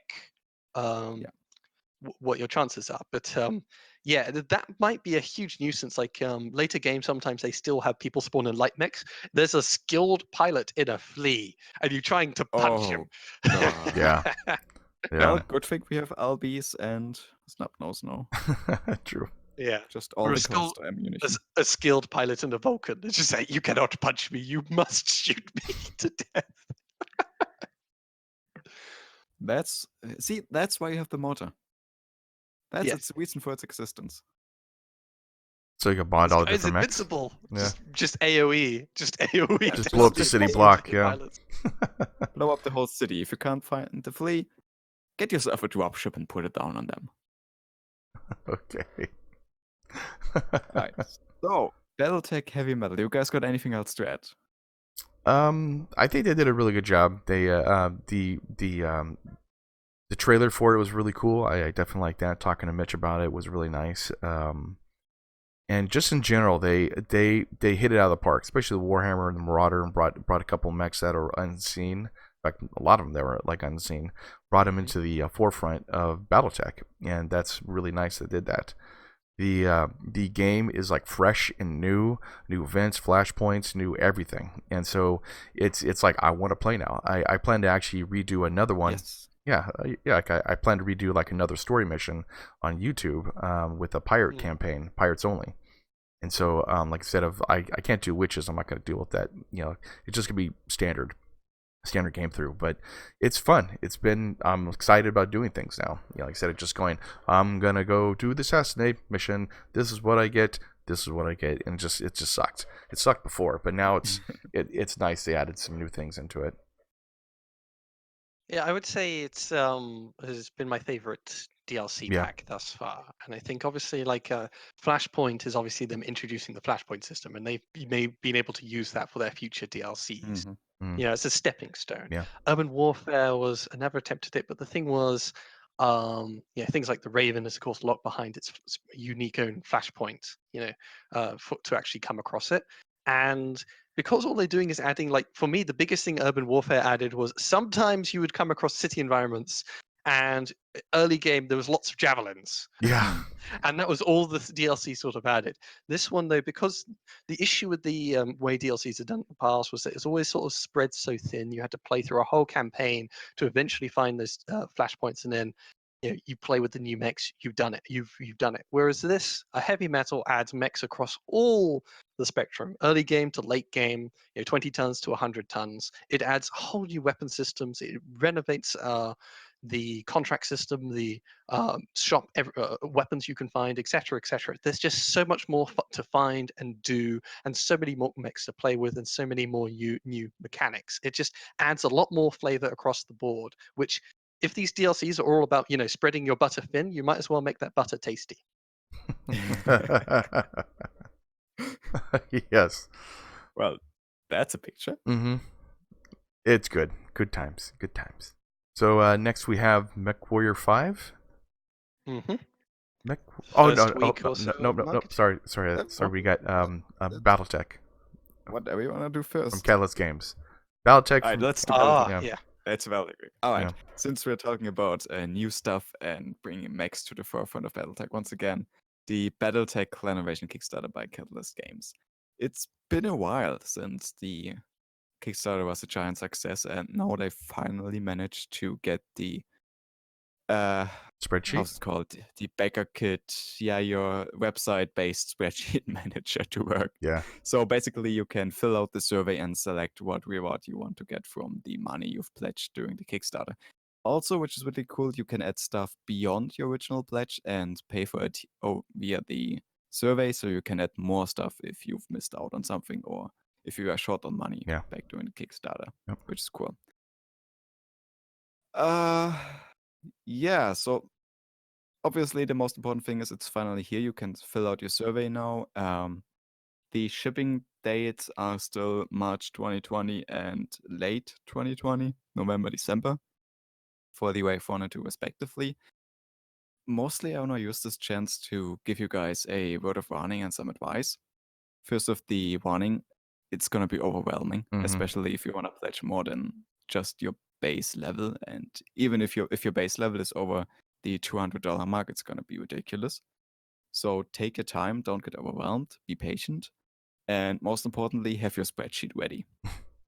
And I also highly recommend looking into getting multiple backer level, like for example the Star Kernel level, getting that, for example, twice rather than getting one Star Kernel and buying additional mech packs. Because for me, I've planned to get the Star Kernel and then buy 10 mech packs on top of it, because I kind of want every miniature once. But I figured out I could just take a second Star Kernel, and I saved money, and I got a lot of extra free stuff. Okay. So, yeah.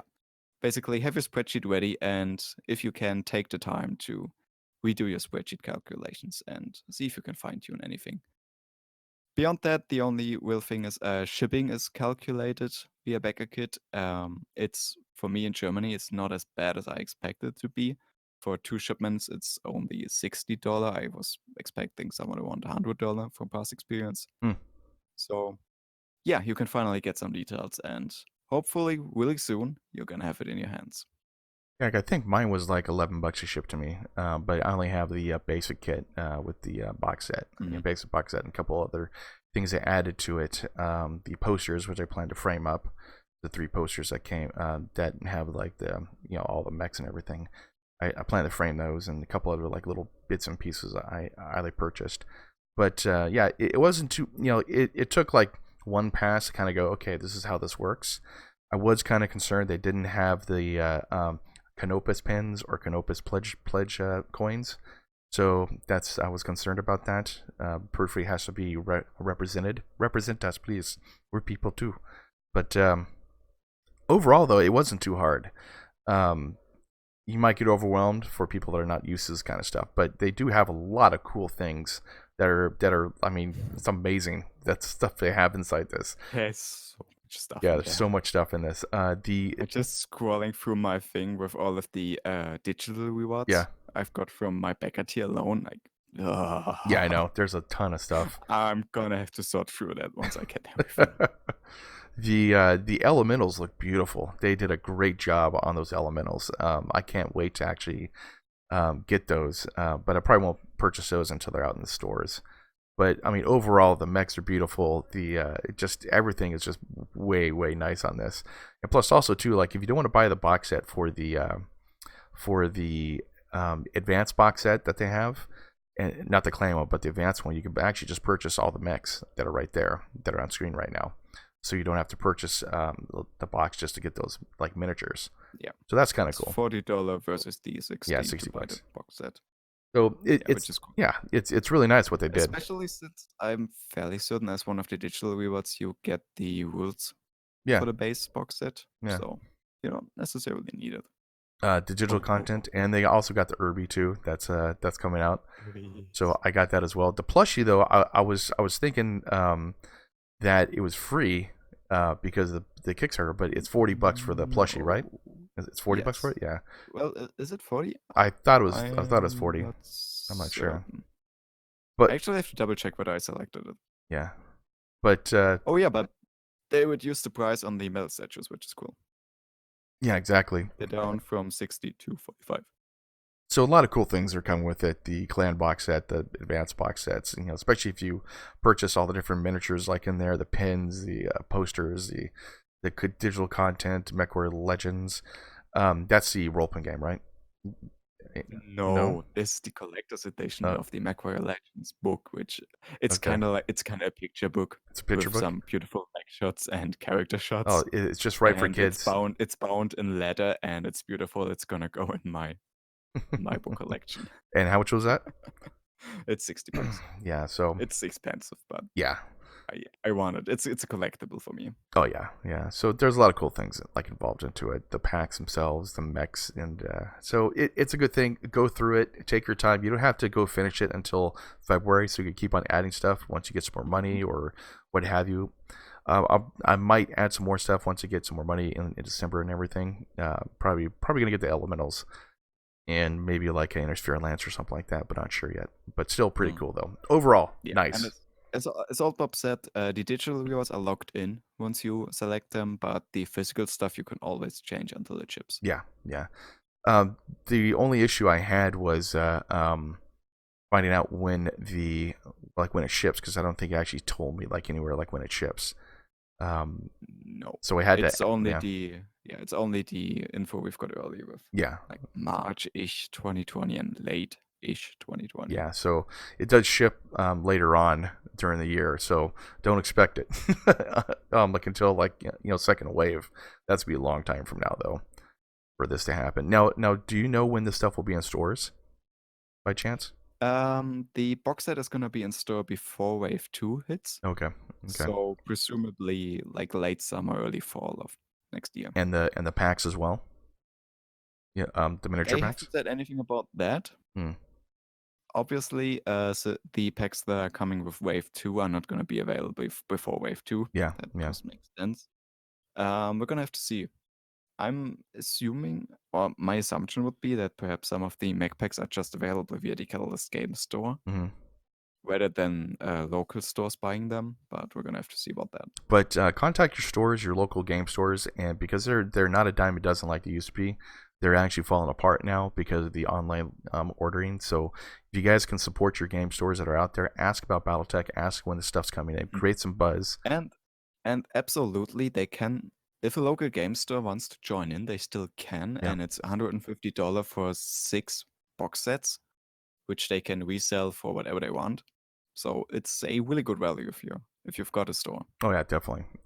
Just contact your stores, get it involved into BattleTech, because it's really stores are now kind of like, oh, well, is this gonna sell?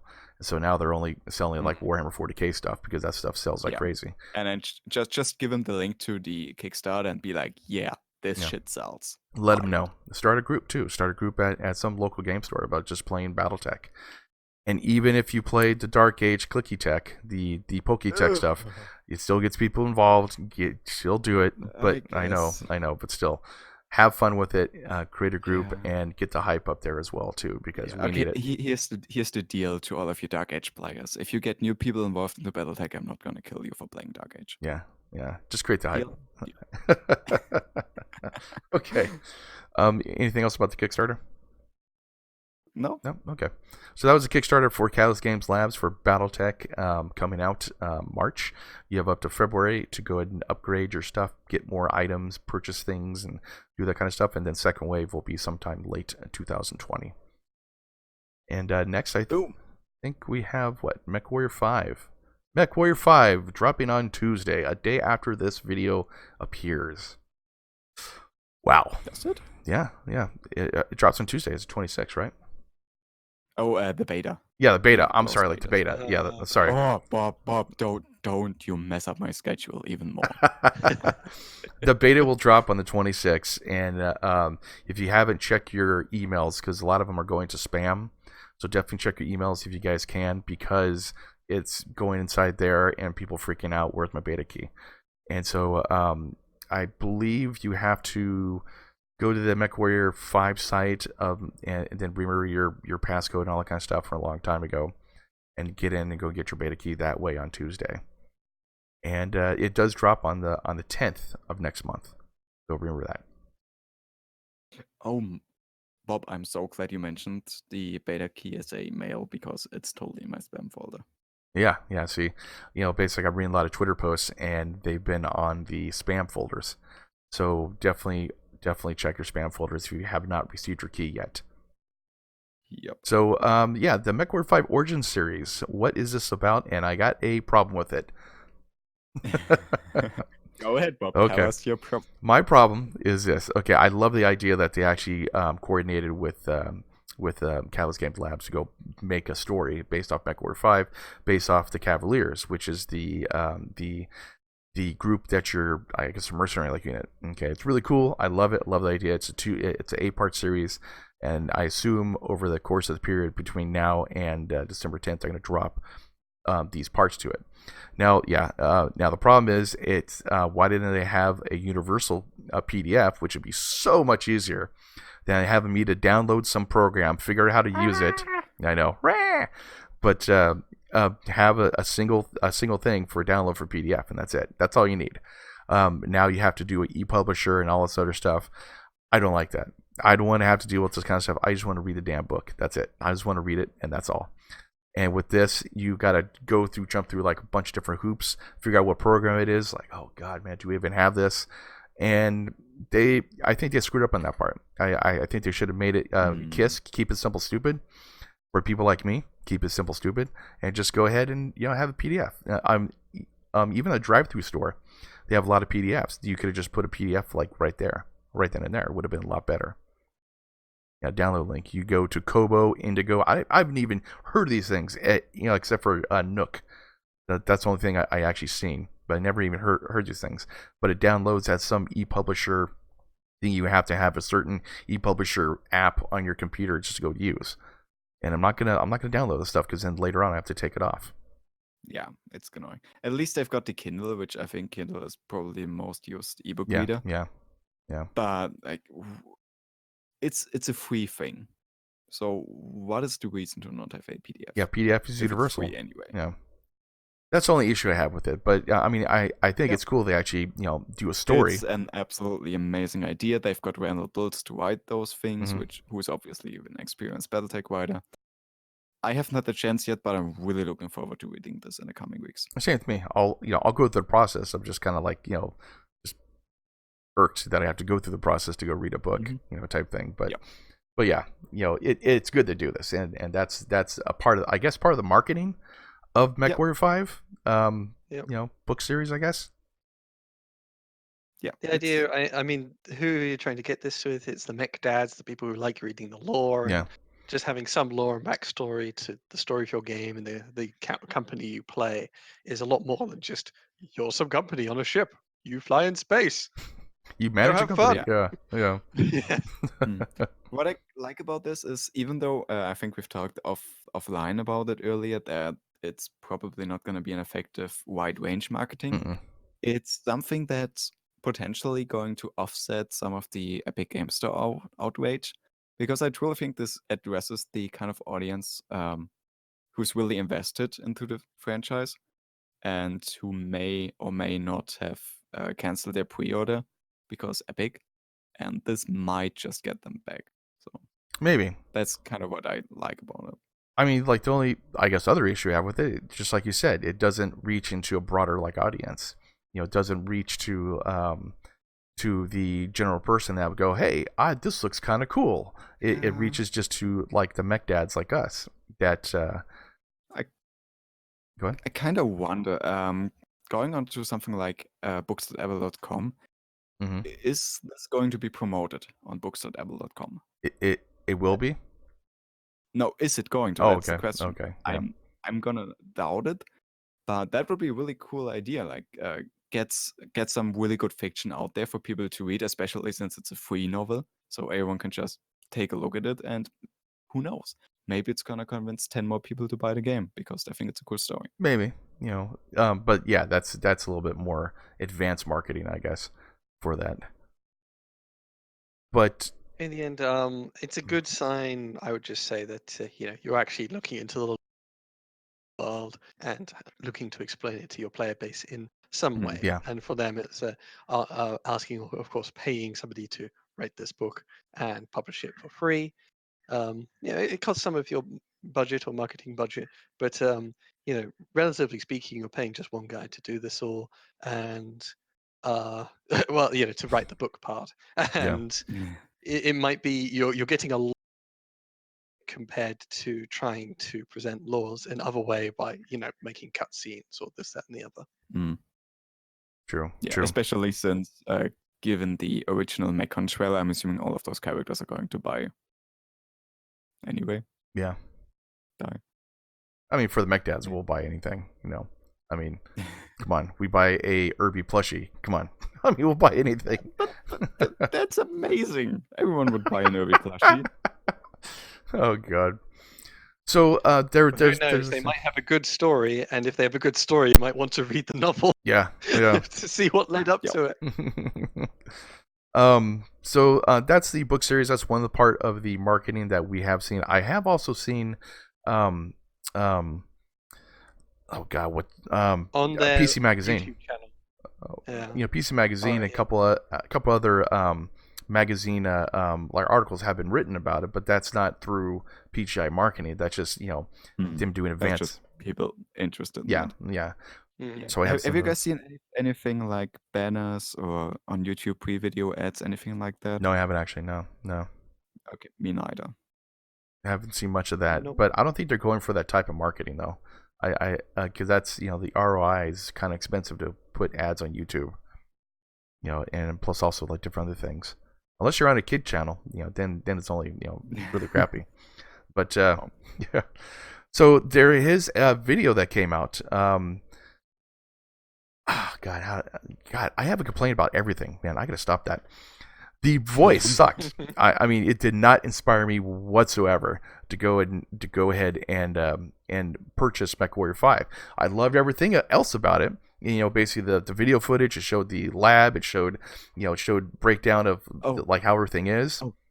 Yeah, Bob, yeah. you know what that voice really reminds me of? What? Some kind of really high profile house broker. Someone who's making a lot of money, constantly making stress, smoking a lot of cigarettes. That's exactly what his voice reminds me of. It reminds me of a why kid. Did you like the voice, Bob? It just reminded me of a kid that basically is just going through like puberty basically, and that's what it was. Um, I don't know why he sounds like a little bit of a dude, bro.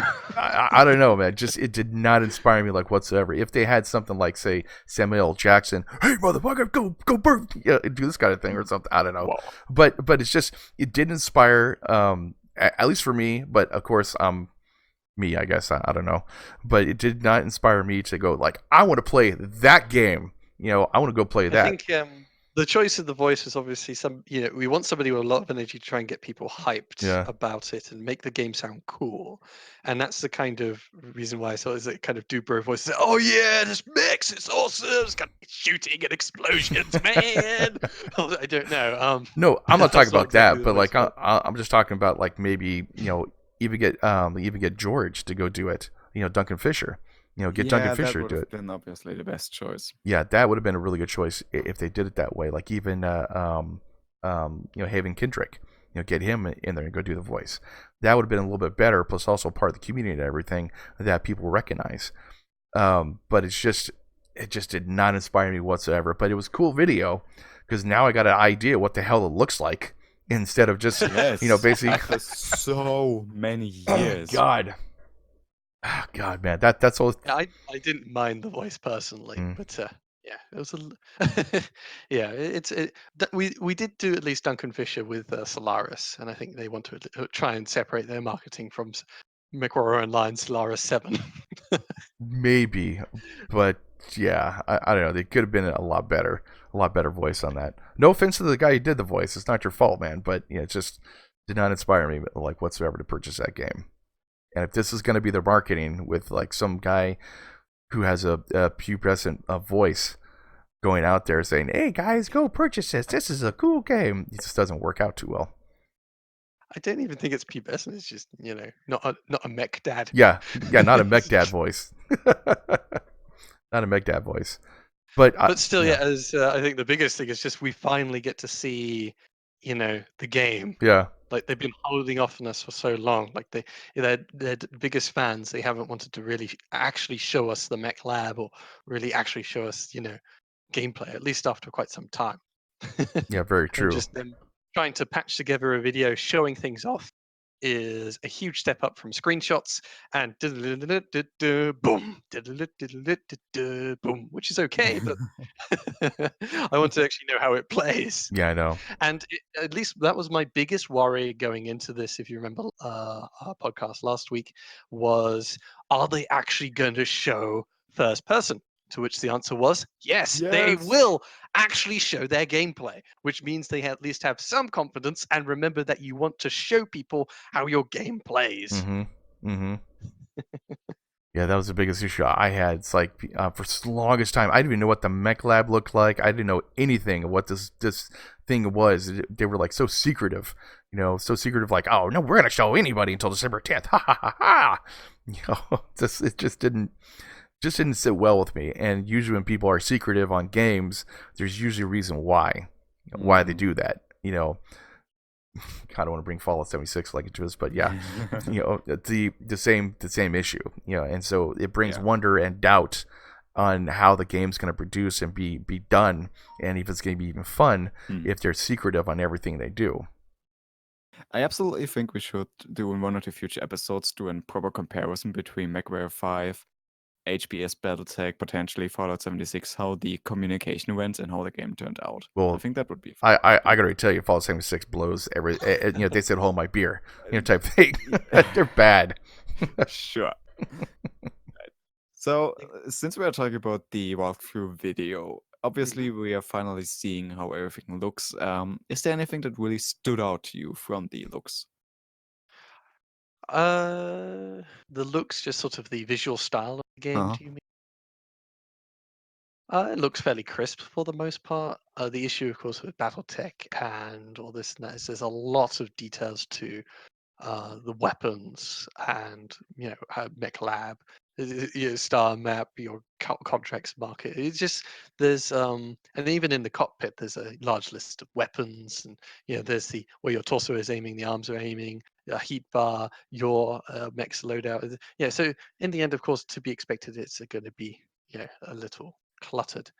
I mean, it looks mostly what we've sort of seen before in terms of gameplay. and at least the Mech Lab is functional. And I do sort of like the idea of the minimalistic view and the full-on detail view, though I'm not sure. At least if you just put in the weapons and say, okay, we're good to go. Well, you might have made a huge mistake because you need heat sinks, you need ammo and everything. So why hide the details for that? Or does it automatically fill in ammo for you?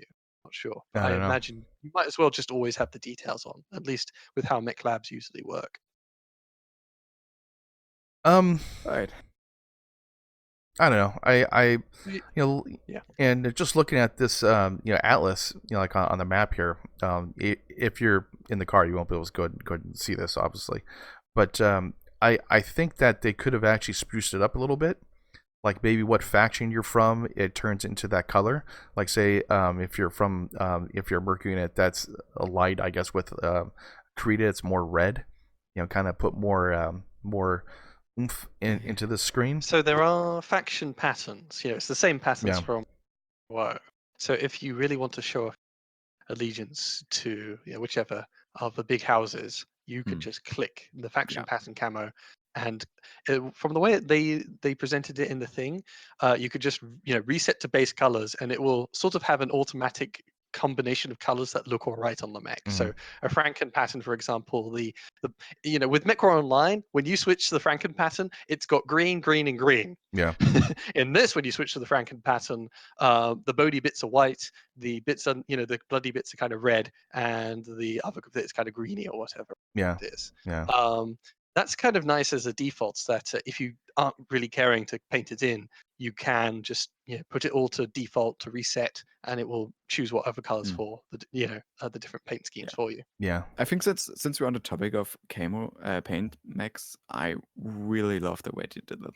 Compared to Mechwarrior Online, where you have this stupidly long list of hundreds of different colors that only look marginally different, and you have 10 different plaques.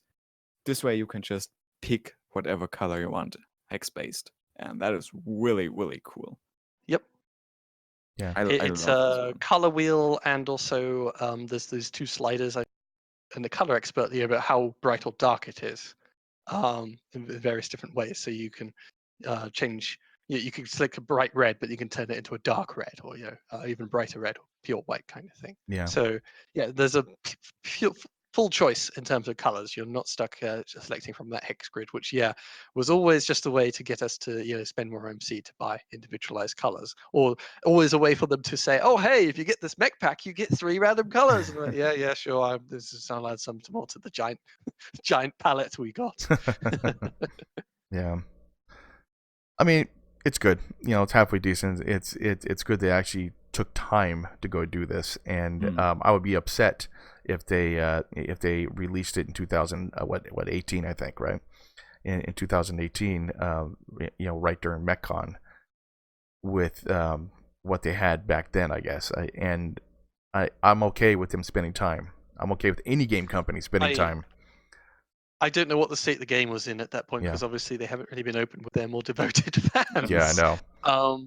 They have always been saying for a while, though, that the painting in the mechs will be paint schemes just like an MWO, but you'll be able to choose the colors, and that is indeed what we'll get. So they won't be able to sell us colors in the future. Yeah, true. So that's good. Right. That's good.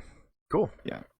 But Beyond what's your that- guys' thoughts on the mech lab? At least I brushed on it. All right, Mech Lab. I think it's too bright. The color set. Yeah. I think it kind of looks cartoonish. Beyond that, the minimalistic style, I'm gonna get used to. I don't think it's the prettiest Mech Lab we've had yet. I just think they could have put more lore-ish type stuff into it. Like, just like I said, like if you're aligned with Krita, it's more red. If you're aligned with Lao, it's more green. Like standard blue and all that kind of stuff. Or put some symbol in the background or something, just to make it like the immersion factor of being inside Battletech, not just like it's a minimalist view of this, and it's bright and colored. And see this, it's I kind of feel like the Mech Lab is gonna be one of the first mods we're gonna get. probably People so. don't like it and change the visual style. Yeah. Now, I think one thing, at least I remember one live stream, because all they do was talking about it. They were talking about having a consistent holistic interface. And whilst it's true we do have, screens, you can go inside the mech bays and click on a console right next to the mech to open up its mech lab thing. Obviously, this camera looking at the Atlas is very, cinematic-ness or whatnot. It doesn't look like a holistic interface, basically. Yeah.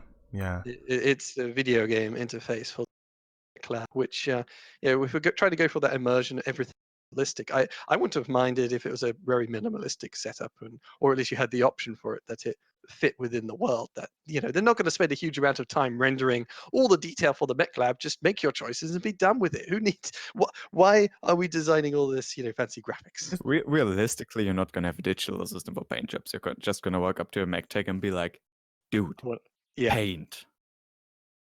No, I want Yeah. immersion factor, man. I want, basically, I want to be Yeah, like immersed immersion in the factors. game.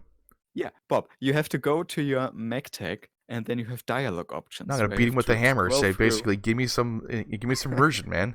Give me some immersion in this game. And then the mech tech is just gonna punch you and be like, "No." Then I'm gonna get in my mech and stomp on him. Yeah. God.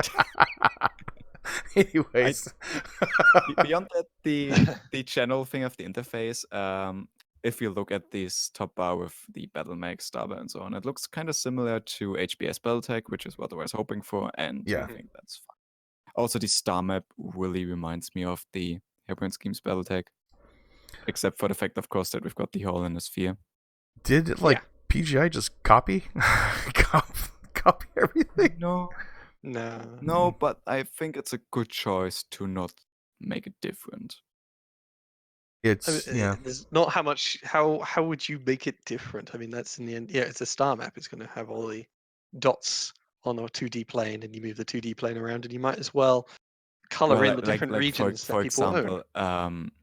markets, barracks, to access your Mechwarriors, you have to go to the barracks and talk to them, and then this opens up a menu to skill them, stuff like that. Yeah. I was just saying for the star map, there's Yeah. only so many ways Yeah, you can sure. do a star map. Again, I think the star map looks like these colors are popping. Yeah, very vibrant colors, right? Well, the whole thing is too that do new player, do they actually know red means Krita, blue means Steiner, purple means Merrick? Do they know this? Because I don't see any markings saying what they are. Probably not, but then again, I don't think that matters too much. Well, like I said, the immersion factor, basically trying to get people into the world of Battletech, like a new player popping in there, it's not gonna know yellow means Davion. They're not gonna know that kind of stuff. Yeah. I mean, they'll figure out like over time, but it's just. I wonder if they have tooltips like Battletech. Maybe I don't know. Because I think that was a really cool system. Whenever you're using a word that's not well known, just explain it. Mm-hmm. There's less like with Battletech, there was a lot of work in the star map, for example. You click on a node and it has a whole long list of the various things in that node. So this place has moons. It's it's hot. It's also got a battlefield or whatever. Yeah, it's battlefield, etc. And it has a description of the planet and the things going on there or whatever. PGI better put some description for the planets. They better do that for all the damn planets. If they don't, oh my god. God damn. They have to put descriptions on all the planets. Sorry. Yeah, I don't think there's as much detail in this. Like I keep seeing just sort of this place has lots of scrap metal. Worlds in this cluster are rich not only in scrap materials but also cheap labor. Just there are some bits here and there, but I think it just basically it's not as polished, in terms of trying to show off the world building as Hairbrained Schemes. But it's only a little brief look. Yeah. Well, but yeah, we're missing things like the filters and everything else. And I did like in Hairbrained Schemes Battletech when you zoomed out, at least it had the logo of the factions region, which we don't see at all here when we zoom out on the map. Because just having that flag just is, I kind of like that. It helps me memorize who is where and who is what. True.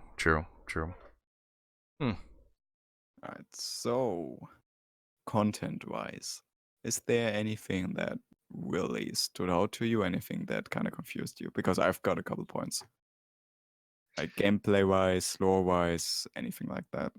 So, for me, of course, I wanted to, because that wasn't in BattleTech last MechCon. Could you repeat that Yeah, could sentence? you You repeat cut that? off Yeah, for you me. cut out. Sorry. Yeah, I wanted to hear an overheating sound because that was my next level of, hey, I want to see a mech in distress, not just, oh, hey, that was a tough battle. Your arm is yellow. Oh, look, you lost an arm, even though you didn't. I want to see a mech, struggling in the middle of a combat and actually overheating, but their heat management was always really it was really hard to build up the bar, and the bar goes down fairly quickly. Hmm. So for whatever demo build they were doing, perhaps heat management was very good. We can tell a few things. For example, the Atlas it gets rid of heat 1.8 heat per second, and it has 8 additional heat sinks in the mech. Wow. Hmm? You dove into that one. Yeah, so it has, it's 0.1 heat dissipation per second for the heat sinks, but I don't know how much capacity they have. The large lasers do 7.2 heat per alpha strike, rather than our usual 8 or 9 or so heat per alpha strike. So these are, they are 3 pips, kind of rare ER large lasers, but they're rather cool, and you dissipate the heat, of firing at once over a period of 5 seconds or so. The AC-20 is a burst fire one. It does like 40 damage or something like that, crazy, and it's only like 2.2 heat to fire, rather than the usual 6 or 7 heat for an AC-20. So they, just like with Harebrained Schemes, Battletech has fiddled around a lot with the values. So I can't just refer back to tabletop values or even Mechwarrior Online values to easily compare, and who knows how much numbers are being flubbed in them showing off the thing. They don't want to be like, aha, I'm strolling through the battlefield blowing people up, and then the guy, because he doesn't, his heat bar shuts down. Yeah. So I mean, that's sort of a problem you would have like with Rush when he showed off the game and he shut down, and everyone went, oh, he shut down. But yeah, this is an Atlas with just 18 single heat sinks, and it's firing two medium pulse lasers, 2 ER large lasers, LRM-15, and an AC-20, and the heat management's completely fine. Though if we know in regular Battletech, yeah. I think that would be pretty damn toasty. That would be insane. I think the only thing Yeah. that I have is just immersion factor. I see some concerns for a new player coming into the game that has no idea, just sees, oh look, mechs, I'm gonna go, or robots fighting each other, I'm gonna go get this game and go play it for $49.99. And I think the immersion factor is one of my own main concern. Just like we looked at the map, there's no like like a faction symbol saying it's from Davion. There's none of that. I was looking through, actually, they do have, I think, and they do have descriptions, so that's fine. Basically like he was going through it here. So it does have descriptions, that's kind of cool, but it's just immersion factor. It looks basic as far as the mech lab. I was expecting a little bit more to it, but that's my only concern, really. Just immersion factor I think for people. what I would say is the biggest issue to get into Battletech is just simply, at least for a new player, is that first player experience, Yeah. the tutorial. Yeah. It's really hard to get players to understand all the various systems and this, that, and the other. I mean, even for all our praises of Harebrained Schemes Battletech, I've seen a lot of people complain about that game because it does very little to actually get you into the game proper. Well, the tooltips does help, though. You do a couple. Yeah, it has. Well, there's tooltips for lore, but and you can talk to the people, and they sort of say, yeah, you make a mech, you should put weapons in it because weapons hurt people. You Yeah. need them to be cool. Yeah. But they don't tell you how it actually works, or that you should actually focus on armor. You're jumping somewhat into the deep end, even with Harebrained Schemes Battletech. Yeah. And I imagine it's really hard. There's just so many mechanics and systems in these games that it's really hard to get a new player into it. And I think that first player experience has always been something I talked about in Mechwarrior Online for Harebrained Schemes, and I think for Mechwarrior 5, it's going to be always a hurdle Battletech as a series has to overcome, and that's kind of why they did things like Dark Age to try and simplify all of the damn mechanics. Yeah. So I think, whilst I would agree that it's always nice to have all that extra detail, And people like us, we really like it when Harebrained Schemes goes the extra mile and puts in lots of extra tool tips, and lots of lore into the game, and the game is just popping with personality. But you have to get your foot in the door before you can become familiar with the people inside. And it's good to have very interesting people inside, but getting your foot in the door is always the hardest part of getting into these games. And that's at least my primary concern, at least whenever I'm making these, if I were making one of these games. Yeah. Okay, how about you, Leanne? Oh, yeah. I've got one thing I was kind of curious about are the travel times to get from the Free Worlds League to the middle of the Corners Combine. They put 18 days. 18 days? Which seems utterly ridiculous, given that a round trip from like the homeworld of Free Worlds League to the Capellalan Confederation is a month. Yeah, well, jump ships only jump like 30 light years, and I guess spend a week getting like energy, and then jump again. So yeah. So even if you've got a Pony Express, which would be crazy expensive, that like 18 days, no. So that was something that kind of put me off. And the big thing that I'm really curious about, because this is a story mission, why the ever-living F is there a giant Comstar fortress in the Corners Combine that's being assaulted by mercenaries from the Free Worlds League? What? What is going on there? I mean, if we want to nitpick it, we could go on forever. Yeah, we could go on forever. But that's as I said at the beginning, one thing that really kind of got me, the Comstar logo on this. If this was a Kurita logo, I would just be, okay, cool. But yeah. Wow. Yeah. That takes balls. That takes balls, man. A terrorist action. We're trying to be pretending to be Kurita so that perhaps we could piss off Comstar or Kurita. But yeah, on the point of travel times, it looks as if distance is directly correlated with how long it takes. Unlike Harebrained Schemes Battletech, where of course there's a long transit in between, and actually every jump is just the time it takes for it to charge up. Yeah. For every jump, so just 3 days per jump. But there's really depends on the gravity of the planet how long it takes. At least even if you're making a short trip, it can be a lot longer than a long trip, because if you take 30 days to reach the planet and only 10 days to reach the other one, you have a lot of wiggle room. One other thing, just on talking the gameplay side of things, I am glad that they brought back MWO's damage system in regards to ranges in the MechCon and in the various demos they've shown before. The range listed was max range and optimal range. If it was 1 meter beyond it, so if you're at 271 meters, your medium lasers are worthless. In this gameplay demo, though, however, you can reach up to double range. So that is actually a lot better. I much prefer that system. Okay. Yeah, actually looking at the UI for the game itself, I'm noticing it's like a copy of Mechwarrior. Mechwarrior like online with the in fact, I'm assuming you use control and then buttons to go switch out your weapon loadouts. As far as like for your buttons and everything. The paper doll that you have, it looks like you use the same stuff there.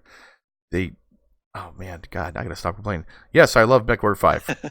Okay, go on. Well, if you want to go into nitpicks, I have a quick fire round. So they say the mech has barely any damage to the Shadowhawk. Yeah. No. And oh hey, the salvage gave us an atlas. Actually, no, your battle pay included a whole atlas, which is kind of stupid for destroying just a few warehouses. And the lore description was just saying, oh hey, there's some rebels, who are here being funded by Kurita, I think it is, and we just want you to blow them up a bit to show them who's boss. And they're like, here's an atlas for your trouble, for a little intimidation. I know. Though that does remind me, I did really like that each faction has their own things to say about the operation. So Steiner says, thank you very much for upholding law and order in this system. And Kurita's like, hey, this government here is corrupt, you bastard. I like that. That will give a little bit of extra flavor to the world. But it does mean whenever scripting these things, you always have to have something. You have to make the flavor text at the end pop quite nicely. Yeah. And it might really depend as well on how friendly they are to you and how much they want to pretend to be your friend or not. But yeah, so if you guys can, on the 26th, obviously everyone's be playing it. Who actually got the pre-order, who kept the pre-order, and they'll be playing that. Yeah, there'll be co-op as well through the pre-order, or the beta, or the beta, whatever it's called. I forget what they call it now. The beta, it's all just basically skirmish. Yeah, mode. yeah, skirmish mode. And then December 10th is when it pops out for the general audience for $49.99. Get it, guys, if you guys can, because if never mind. Okay, so. Well, wait and see how, if you've sat on the fence this long. Yeah, if you're on the fence. Actually is. Yeah, if you're on the fence, wait and just see how it is. Let the reviewers, let the YouTubers, but definitely when you go ahead and listen to YouTubers, check their Twitter feed if they went to like, I'm going to pirate on Pirate Bay, or like, I hate PGI, or I hate like Epic. They have obviously a bias. I admit I have a bias because I want it to succeed, because, I won't actually see a game if it doesn't till I die, but I'll try to do the best I can as far as nitpicking and basically, trying to say if the game is good or not. What's that? I do not doubt at all that you're gonna find plenty of things. Oh, I'm gonna find plenty of things.